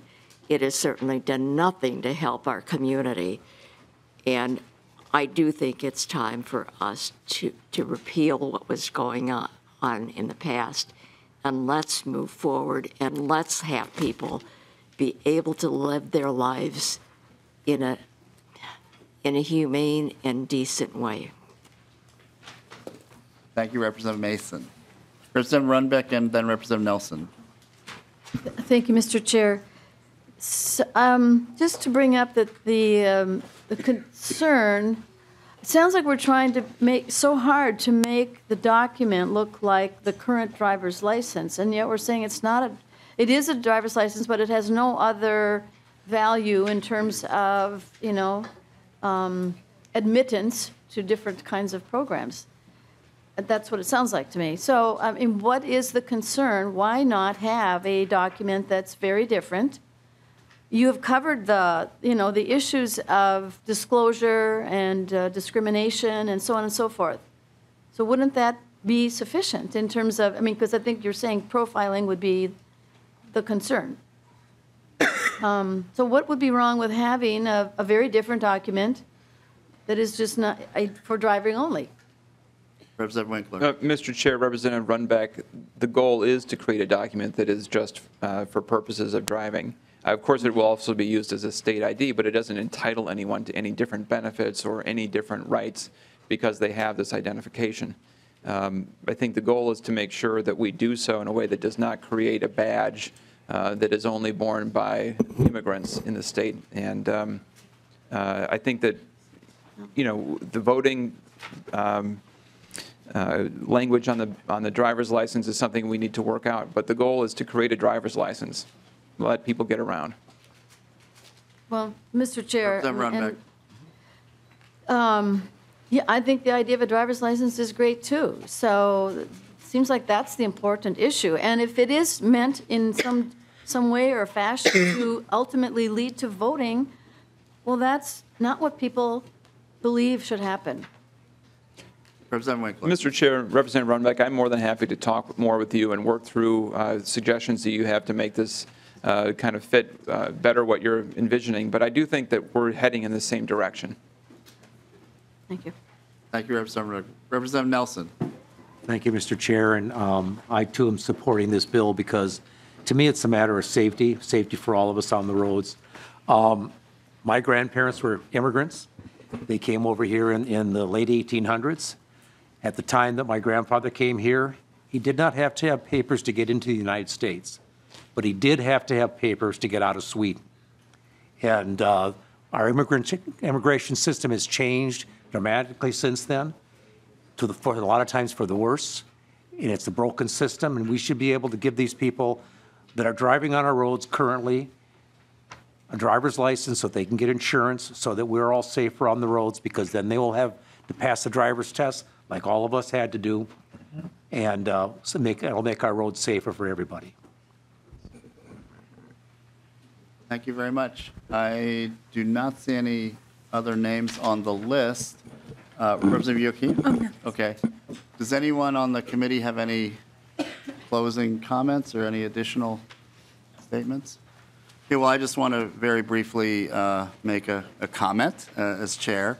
First of all, to thank you, Representative Winkler, for all of your efforts here and your shepherding this bill. And again, thank you again for taking this on and for your work tonight. Thank you for the community for coming out and for your testimony. As people tell their immigration stories, my parents came to this country as refugees, as survivors of the Nazi Holocaust, and they were given opportunities here. And at different times in our history, we've been very welcoming in this country, and other times, not so much. And I worry that we're at a period in our history where that ability to welcome, that ability to really fulfill what America's all about, what's stated on the Statue of Liberty, giving your tired, you're hungry, masses yearning to be free. I worry we're not living up to that right now. But we can do better in Minnesota. We can do better in Minnesota. And I think that's what this bill is about. And we've been at this for a long time. I've been working with many of you in this room for many, many years. But I feel the level of engagement, the coalition, the organizing, and it has brought this bill to a very good place. And I'm confident that we'll be able to make progress this year. And with continued involvement, with continued public engagement, I'm, again, very confident that positive things can happen. As has been mentioned, this bill will be going to at least a couple more committees. I know there were maybe 2 people that didn't have an opportunity to testify, but others, people in this room and others who didn't have a chance to testify will have opportunities in other committees. So I just wanted to state that for the record as well. So if there's no further discussion, I want to give the last word to our author, Majority Leader Ryan Winkler. Thank you, Mr. Chair. And members, I very much appreciate your willingness to spend the time tonight, listen to the testimony, and consider this bill. What I've observed at the legislature over the years is that issues sometimes just won't go away until we pass them. People who identify a great need, a need that affects their families, their livelihoods, their ability to live safely in the community, don't go away. The people in this room are not going away. Our obligation to protect Minnesota's public safety is not going away. Our need to provide a strong and growing economy for ourselves and our children and their children is not going to go away. This bill will not solve federal immigration problems. This bill will not resolve every immigration or compelling and heartrending human experience that we have in this state. But it will help some people with some peace of mind. It will protect some people from being deported at the last minute and without any further notice. This issue won't go away until we resolve it. And Mr. Chair and members, we have a Republican Senate and a Democratic House. We have Republican authors and Democratic authors. We have business support and labor support. We have law enforcement support and we have advocate support. None of this support is going to go away. And so I would ask you to please consider voting for this bill tonight. We will move through the process. We will improve the bill as it goes to the various committees. But this can be the year that we do something together that will improve the lives of Minnesotans. And I think that's why we are here. So I ask for your support. I would like to renew. Thank you. Thank you. I would like to. Thank you very much. Let's move to a vote here. I am renewing my motion that House File 1500 as amended be re-referred to the Committee on Ways and Means. All those in favor signify by saying aye. Aye. Aye. All those opposed, nay. Nay. The motion prevails. Thank you very much. Thank you, Representative. Members. Before we adjourn, just like to remind everyone we have a hearing tomorrow at 9. We will update the minutes tomorrow. Thank you very much, Representative Koznick. Until tomorrow morning, we are adjourned.